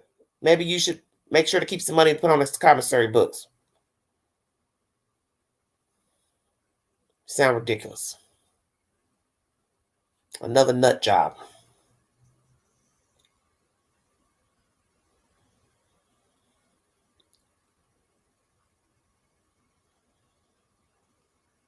Once again, the crime scene is holding out to February.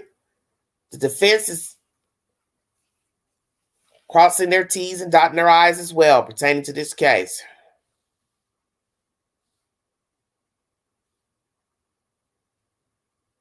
Former homicide detective says Idaho murder suspect wasn't prepared for the chaos after the killing. I think I might agree with that.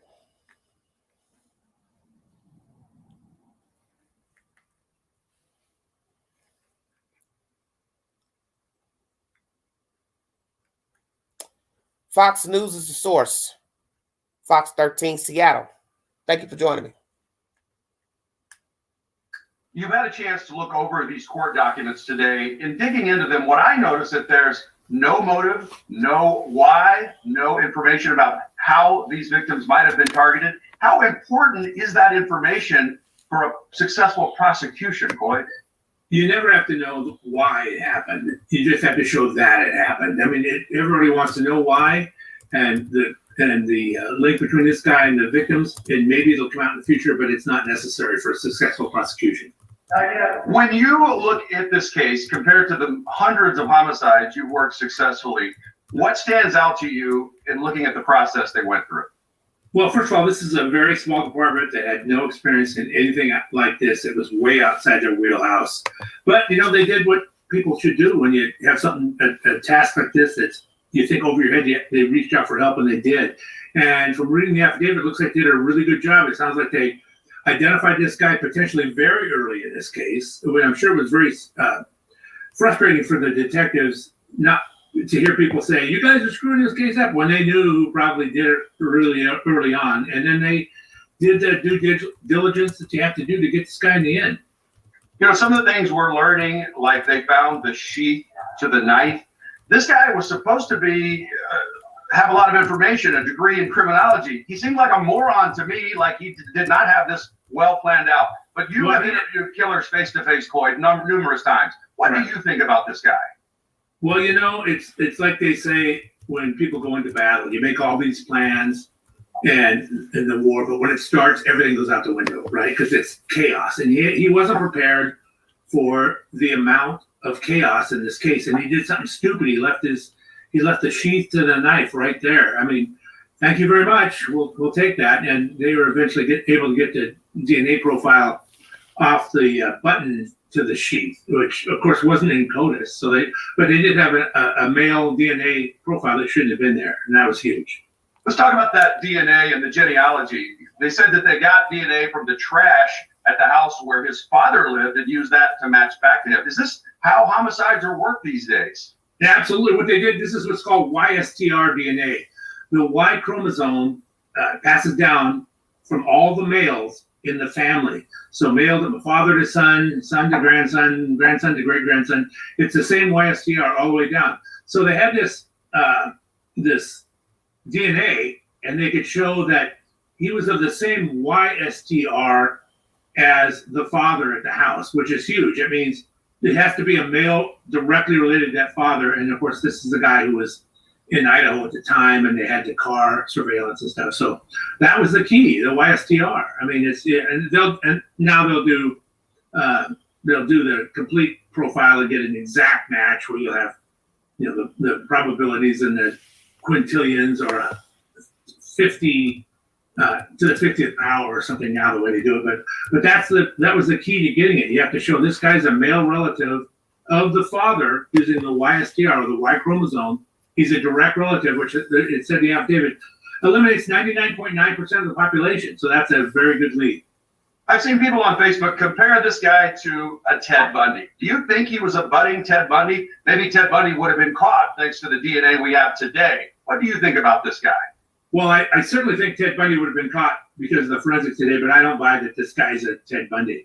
I mean, he's a grandiose kind of I don't want to say a nut because he's not psychotic, but he's an odd duck, and he planned to do this for whatever reason.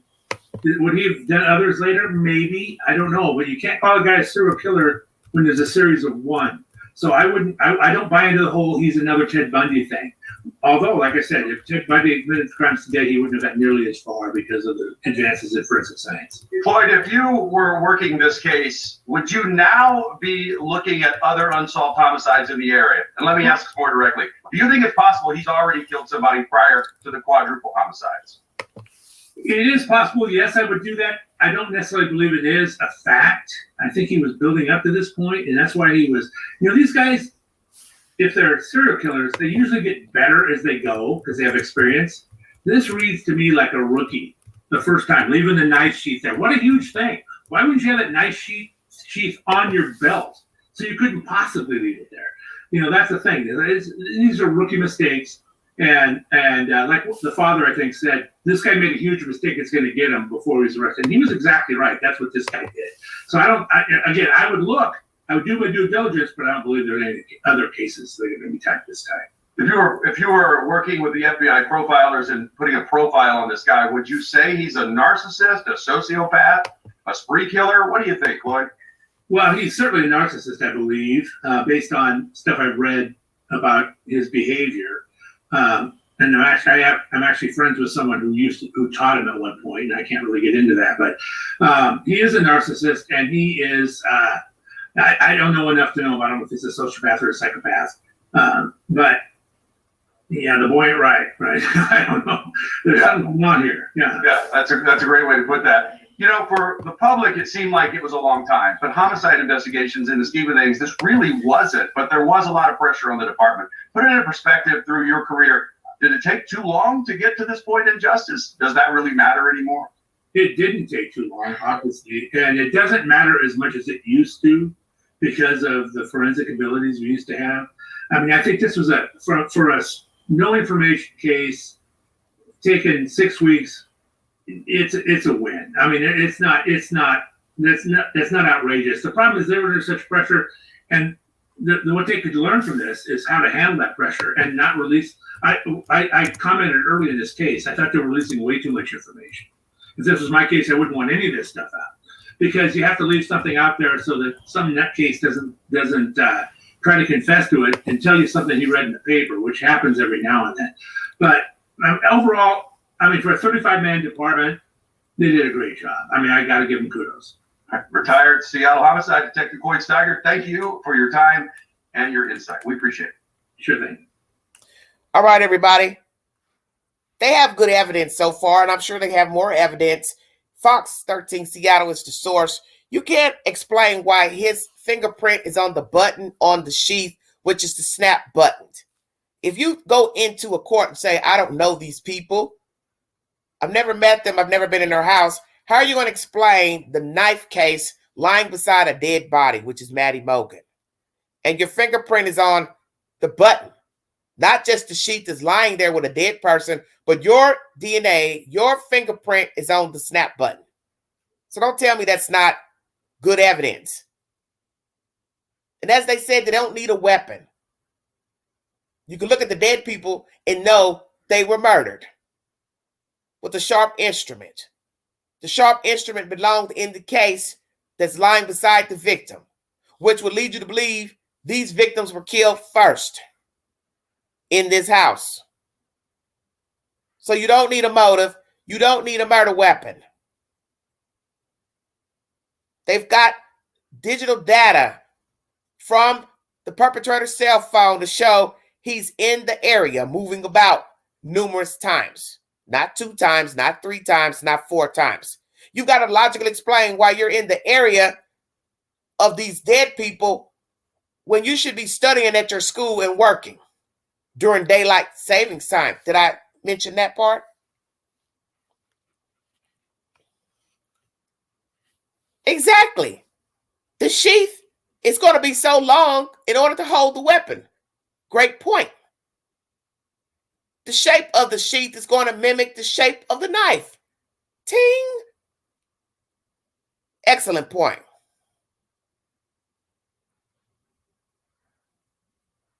Excellent point. The sheath has to have the identical shape of the knife. Damn good point. Thank you very much.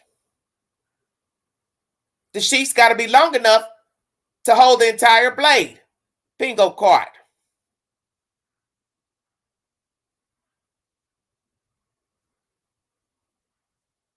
See, this is when you have to think about the information that's been given to you.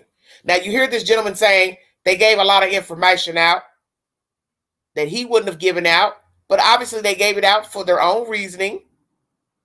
So now people can rest because people were bitching and moaning and complaining about this department not doing their job. And they've now brought forward and gave you what you need to know. We have DNA, we have video surveillance, we have pings, we have digital data. Now they're going to bring forward other goodies. Thank you, Red. Thank you so much for the donation. Thank you. You're welcome, honey. Now You got to wait on what's mixed in with the blood of the victims. If he did cut himself, then his blood will be there. How are you going to explain your blood being mixed in with dead people's blood? God forbid he did something vile with his private parts in the room, if you get my drift. You don't know if he urinated while he was there. Urinated on himself, urinated in the room, urinated in the toilet, washed up, washed his hands, used the bathroom, could have eaten something out the refrigerator. People do crazy things when they are committing crimes. Shedding of hair, skin cells, sweating. He was there. He left the blueprint there. He left his footprint there. So that means there's blood under his shoe, which they have linked it to a van shoe. God forbid he's kept the same shoes. Never threw them away. Throwing away items in Pennsylvania in other neighbors' garbage cans. What were those items? Possibly touch items. So he knew they were coming for him eventually. Because there's no reason for him to be up in the night carrying trash from his house and putting them in his neighbor's trash, as if they wouldn't have doorbell cameras to wonder, why is this guy emptying trash in our trash cans? This is how stupid BK is. He has book smarts, but he has no common sense. He has no street sense. How are you going to explain why you were in people's garbage cans while in Pennsylvania?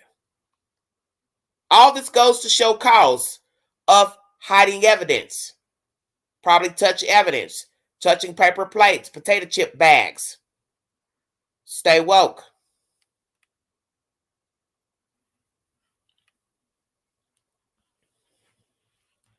I do not know if this is his first crime. They have information of him traveling. Also in the affidavit, going to different grocery stores in different towns and different stores. You're entitled to shop at different places because obviously all these places are pretty close together. So you can enter one town to the next town to the next town. But there's a lot of mileage he's put on his car since touching down 2022. And one place he's gone for quite a bit of a drive, which is over an hour. So perhaps this is where he discarded the knife. And yes, the victims fought back. They said a few fought back. Did any of the girls have on fake nails? All that's going to count. Because if you had fake nails on and you're fighting someone, the nails are going to break. So DNA from the skin is going to be under fake and real fingernails. Also, blood and skin is going to be under the fingernails. Stay woke. Whatever he brought to the crime scene, such as hair shedding, his clothes shedding, that's in the house. All they have to do is run a vacuum through the rooms, collect the dust, the dirt, take it to the lab and test any fibers, skin cells in the bag. He messed up. As I told Brittany, when he bought the knife, he had to touch the case when he bought it. Whether he bought it for this event or he bought it 2 months ago, 5 months ago, 8 months ago. You touch the case, and 9 times out of 10, he touched the knife. He didn't even think when he took the case and the knife that his fingerprints were on the casing. And he left the casing in the bed with the victims, sitting to the right side of Maddie Mogan.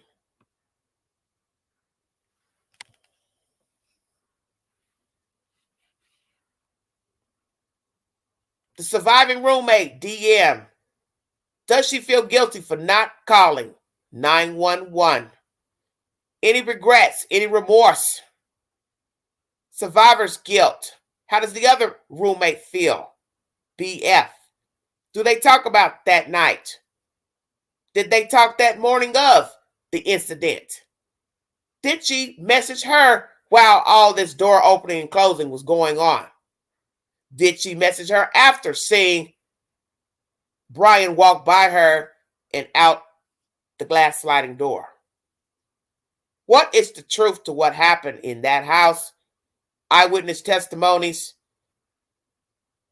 Because it's looking to me like people were up and they all saw their killer. And the fact that they fought back means they looked their killer in the eye. Exactly, Diane. Possibly that is why he went back to the scene of the crime at 9:30 a.m. But then he had to think it's broad daylight and I don't need anyone seeing me go in this house or come out. And you still will be able to make him out even with a COVID mask on. So what happened when he drove up to the property and he sat there for, I believe, 14 minutes or so? Where exactly did he park the car? Did he park in the driveway? Did he park at the street? What was he doing for those few minutes?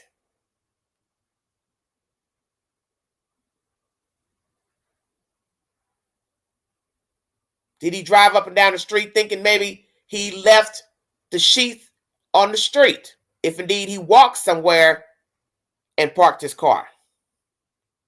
So he drove up and down the street looking for the sheath. And then maybe realized, oh no, I left it in the house on the bed before stabbing those girls to death on the 3rd floor. So many intricate parts to this story. And it's a sad story because these kids had no idea that death was around the corner waiting for them. That all the laughing and partying and having fun and drinking and inviting all types of people over to their house, that in the end, it wouldn't be a boyfriend, ex-boyfriend, new boyfriend, neighbor that would kill them, but some guy that came from the East Coast to attend school 15 minutes away.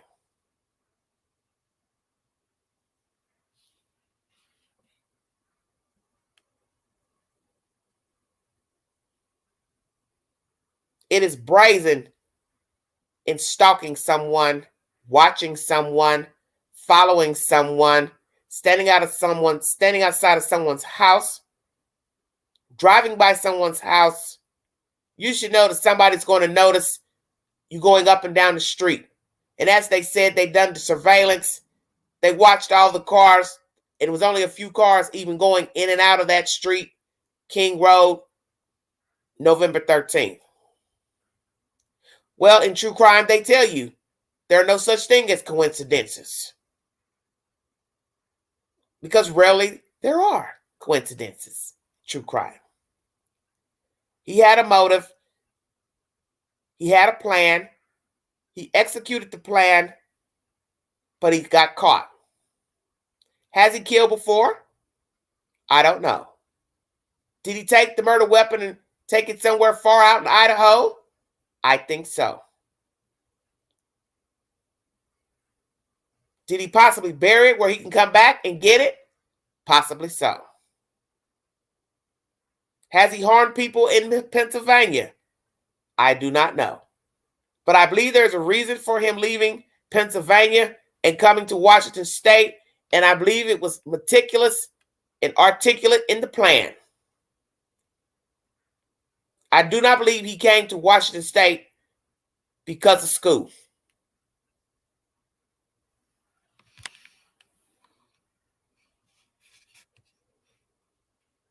I believe he applied to this school for the very reason he walked up to 1122 King Road after 4 a.m., November 13, 2022. I believe he deliberately moved to the state of Washington to commit one of the most heinous crimes in that area in 7 years. I'm almost believing that he saw these people on social media, perhaps while living in the state of Pennsylvania, and became fixated on them and put in a plan of motion to apply for school in Washington State, nearby the girl's location. It seems a bit far-fetched, but anything is possible because he chose Moscow, Idaho for a reason and not Pullman, Washington.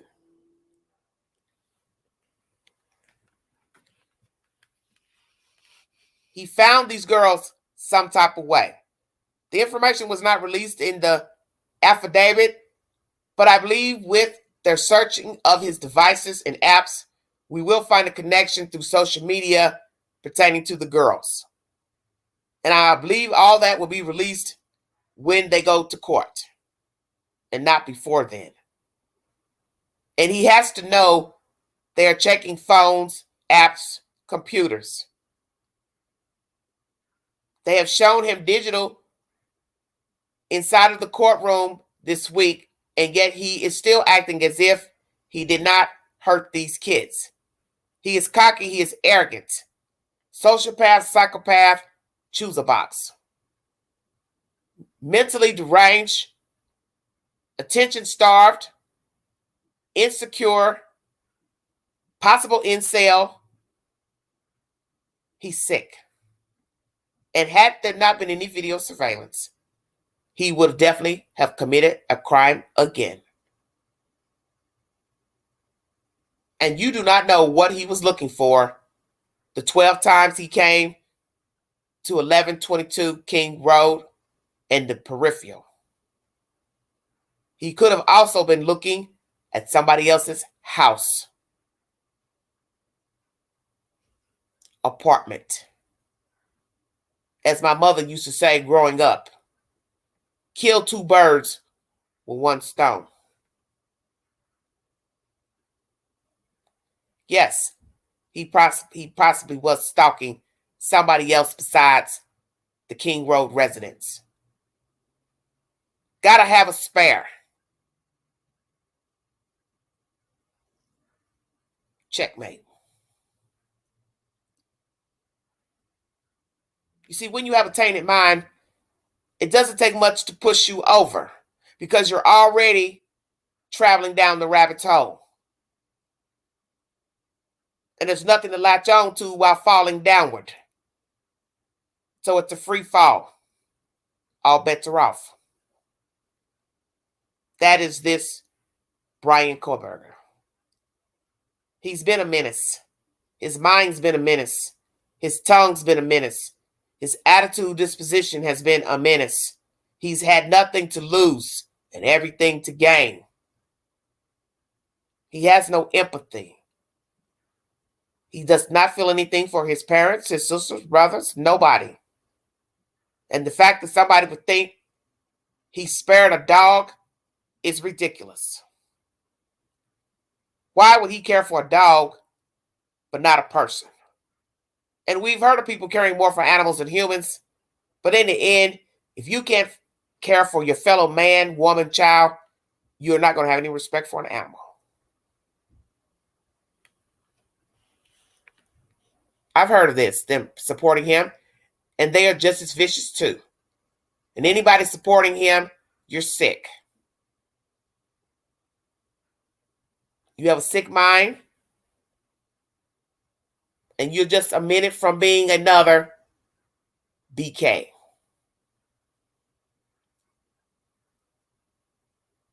I don't even think psychology had to play a role in his murderous mind because he was already tainted before he even left high school. I think studying psychology was just the icing on the cake. Possibly studying it to learn more about himself.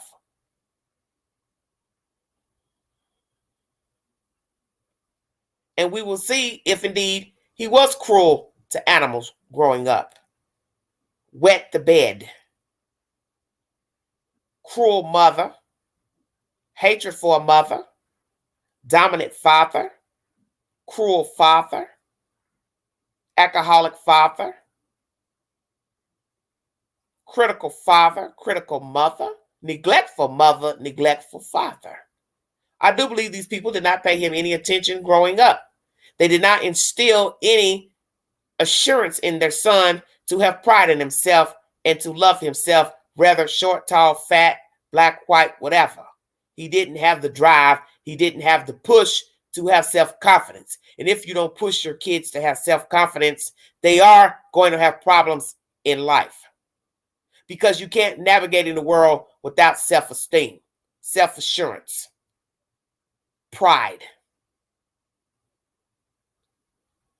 On my community page, I shared a brief story with you about a high school friend who was a pathological liar. I was in the 12th grade. He was in the 11th. He did not like his life for some weird reason.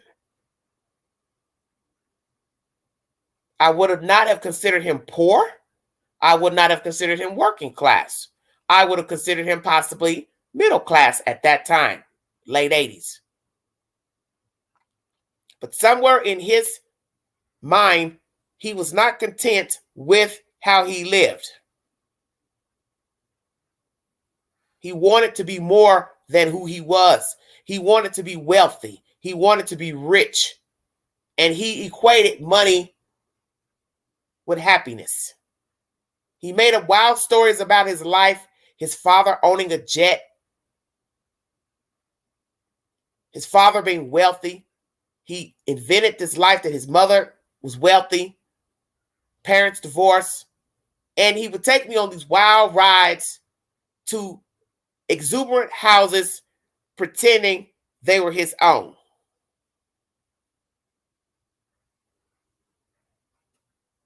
And it was the most disturbing thing to see this person pull up to a mansion and say that that was his house, and then pretend to push the buzzer calling for the maid to let him in. But what he didn't know is that Queen was not slow.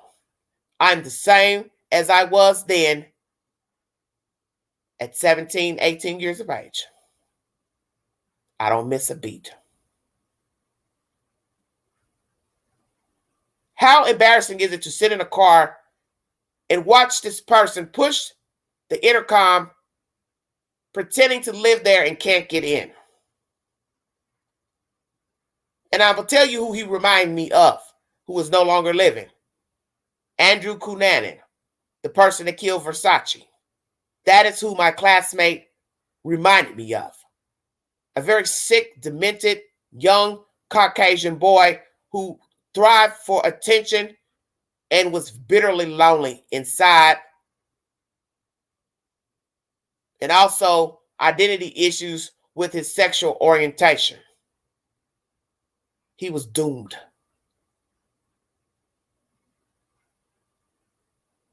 And he didn't have empathy. Nice. Didn't mind sharing with you, but you could tell he had emptiness inside of him due to his conversation. He was very critical of others. He was unhappy. Where he is today, I do not know. Possibly still in the general area. But I won't doubt that he still spins story, still lies, still makes up stuff. And I have a feeling that also BK is also a pathological liar. Because when you're trying to prove yourself to people and make yourself seem self-important and using big words and terminologies, as you heard this gentleman speaking in the audio earlier, those people also tend to be liars. Because they have something to prove. He also was a security guard at a school. That is one of the traits of a sadist. Wanting to be important, wanting to be in law enforcement. We also learned in the affidavit he applied for a job at the police department in Pullman, Washington. See, the stair steps are there. Wanting to be in law enforcement, wanting to work with them, wanting to do logistics for them. He knew exactly what he was doing. He was trying to learn everything he could about the criminal element, the criminal mind, because he knew he would become a criminal. So he needed any type of information to perfect his craft. How does the criminal think? How does the criminal feel in the act of a crime? The logistics, the data, the gathering of data. He wanted to know everything he could because he knew that he would be out here hunting humans as prey. And if it had not been for the occupants at 1122 King Road, it would have been somebody else. And that's what people need to understand about the criminal element. It doesn't matter who they are. It does not matter the motive. It is going to be somebody. You just have to pray it won't be you. You can best believe Bryan C. Kohberger had another persons on the roster. And I believe when they go into all of his data, they will see his mind was on somebody else. And I feel sorry for the students at Washington State who had to live around him assuming he was a okay person. Because now they're going to jog their memory back on every conversation they had with him, the students whose papers he graded, the professor that worked over him, anybody that ever talked to him, dealt with him. They will now jog their memory back to this thing that they came in contact with. Every neighbor, every friend, classmate, teacher, anybody that worked in a store that he patronized. And that's what he wants. He wants you to remember him. He wants you to have a story to tell.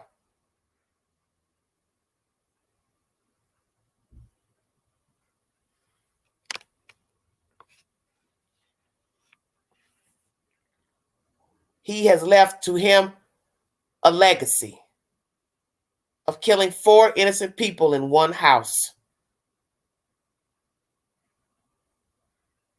He will possibly be content knowing he will never get out of a jail cell until death. He's left his mark. And that is why I believe he traveled to Washington State to execute the plan. He knew the day was coming. That's why he was emptying trash bags in his neighbor's trash bags in Pennsylvania on his trip back. He knew he was going to be apprehended because he left the sheath behind. And when he went back to the crime scene at 9:30 in the morning, he possibly had a visual of every doorbell cameras and realized, I fucked up. But he should have known that when he was surveying the area, who had a camera and who did not. And that is where he messed up. There are cameras in the area. And he had to have known that. But he is selfish, self-serving. His sickness and craving for flesh overrode common sense and respect for life.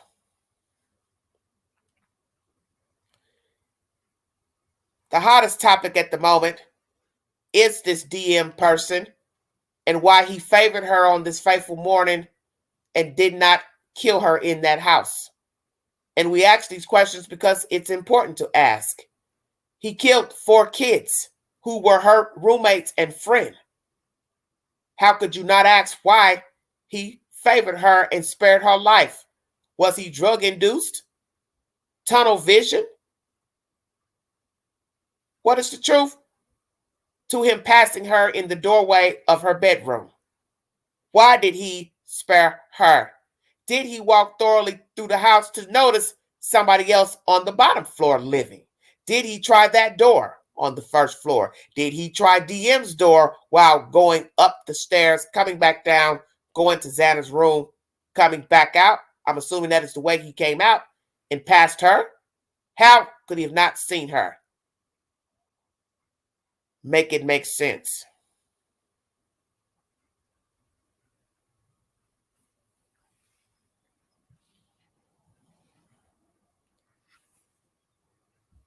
Make it make sense that he passed this woman standing in the doorway and favored her and spared her life. Someone in the chat said maybe it's what he wanted. Maybe, I don't know. Leave one behind to tell the story. But tell the story of what? Because if you didn't see anything, What story do you have to tell? And we have seen with mass murderers, they will spare somebody. So did he want this part of the legacy? I killed 4, but I let 1 live. Oh, and 1 I didn't know about, which means 2.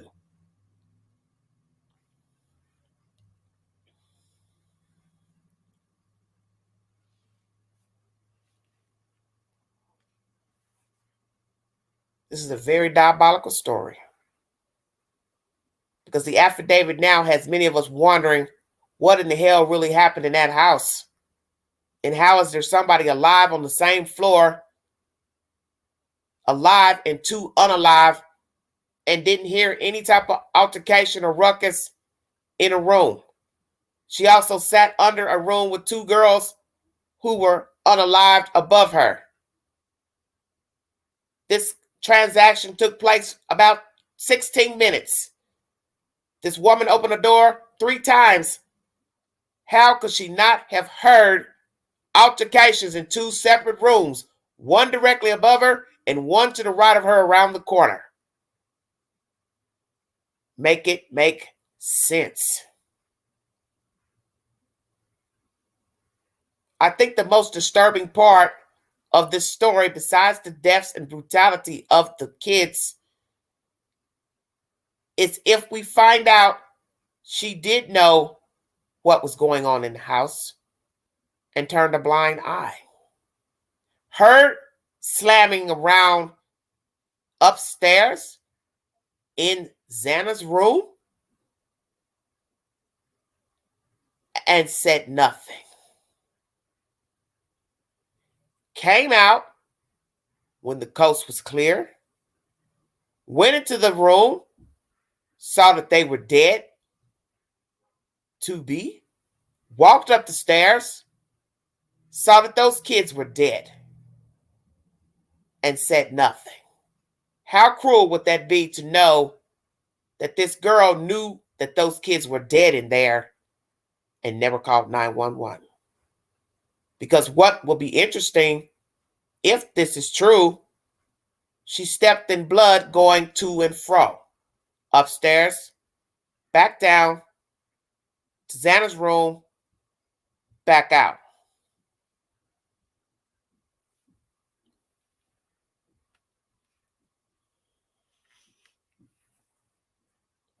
What is the truth? What is the truth about the rumor of the door being open at 8 a.m.? Fact or fiction? The rumor that she and the other girl, BF, went upstairs and found Ethan in a common room, which we now know that's not true because he died in a room with Xana Kernodle. So who was the person spinning that rumor on social media on the surviving roommate's behalf? This is why I said you can't believe that version of the 911 call, because police have not corroborated that version, and she and BF have not corroborated that version, because it does not coexist with the affidavit.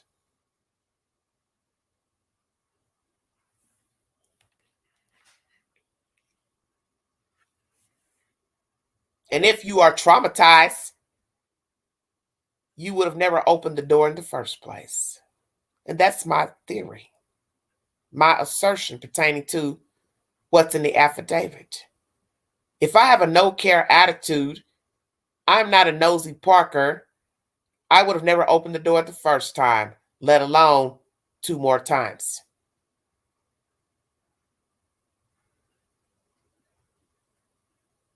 And if you didn't fear for your safety after seeing Bryan in the house, you would have shut the door and went to sleep. So which is it? Something made you open the door 3 times. Did you message the kids' phones during the night? But it got no response. Will we find out on her phone she did send text messages to the decedents, but they could not respond? Will we also find out she messaged the girl on the bottom floor, BF, and told her she sensed something was wrong on the upper floors?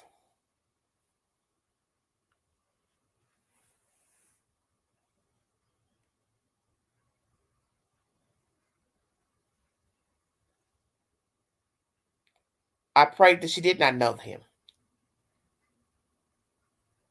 because that's what's disturbing in the story. And that's why I always tell people to pay attention to the details, because the truth is always at the beginning of the story. That is where you'll find the truth. Not the middle, not the end, but the beginning.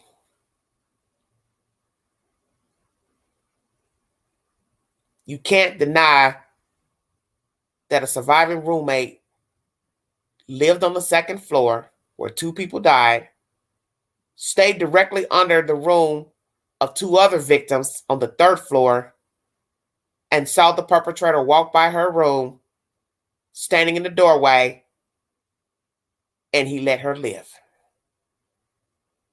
You have to say, logically speaking, that is odd, because that defeats the purpose in going there to kill more than one person. Then why would you favor her? All we know, the dog was caught barking on audio from a camera 50 feet from the house. That is all that's been mentioned in the affidavit.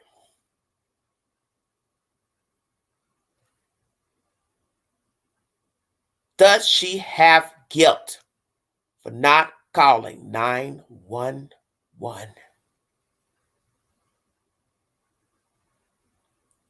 Has she told police the truth of what she heard and saw in that house February 13, 2022?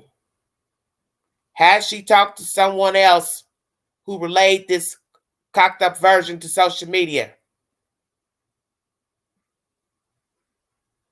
Is that version the truth?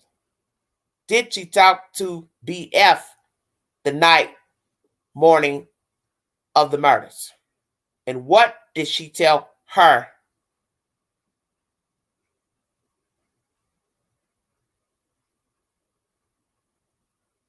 And were the doors open of the decedents to be discovered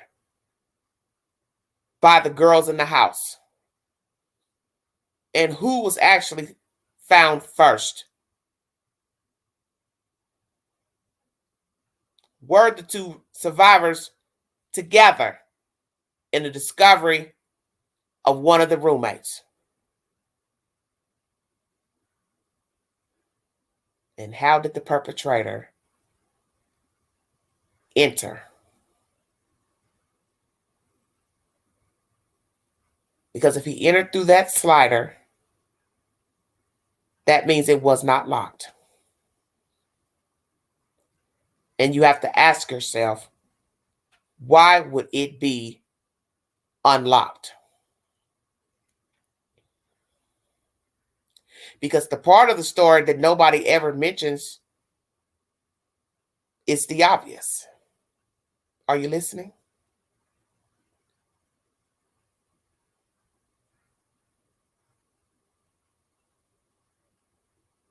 Listen very carefully to what I'm about to say.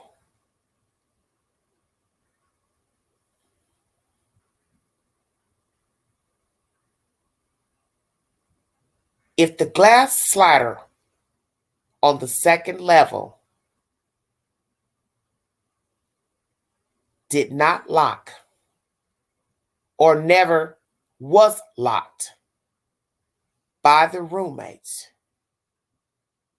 what is the purpose of having keypad locks on your room doors and the front door?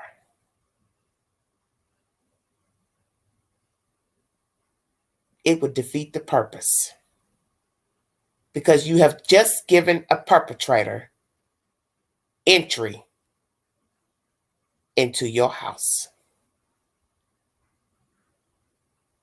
If you'd like to donate to this network, $Beganji129 Cash App. Thank you for the donations and stickers in chat.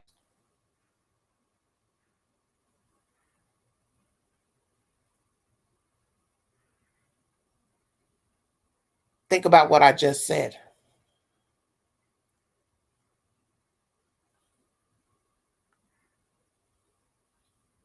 Yes, he had to know.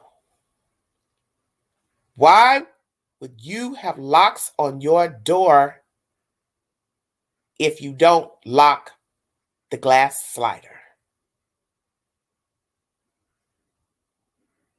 It would defeat the purpose. And how would the perpetrator know he could gain entry into your house if, one, he does not know you, two, you did not invite him in, and three, he's never been there to know about the door being able to access it? Thank you, T. You've been listening to The Vault.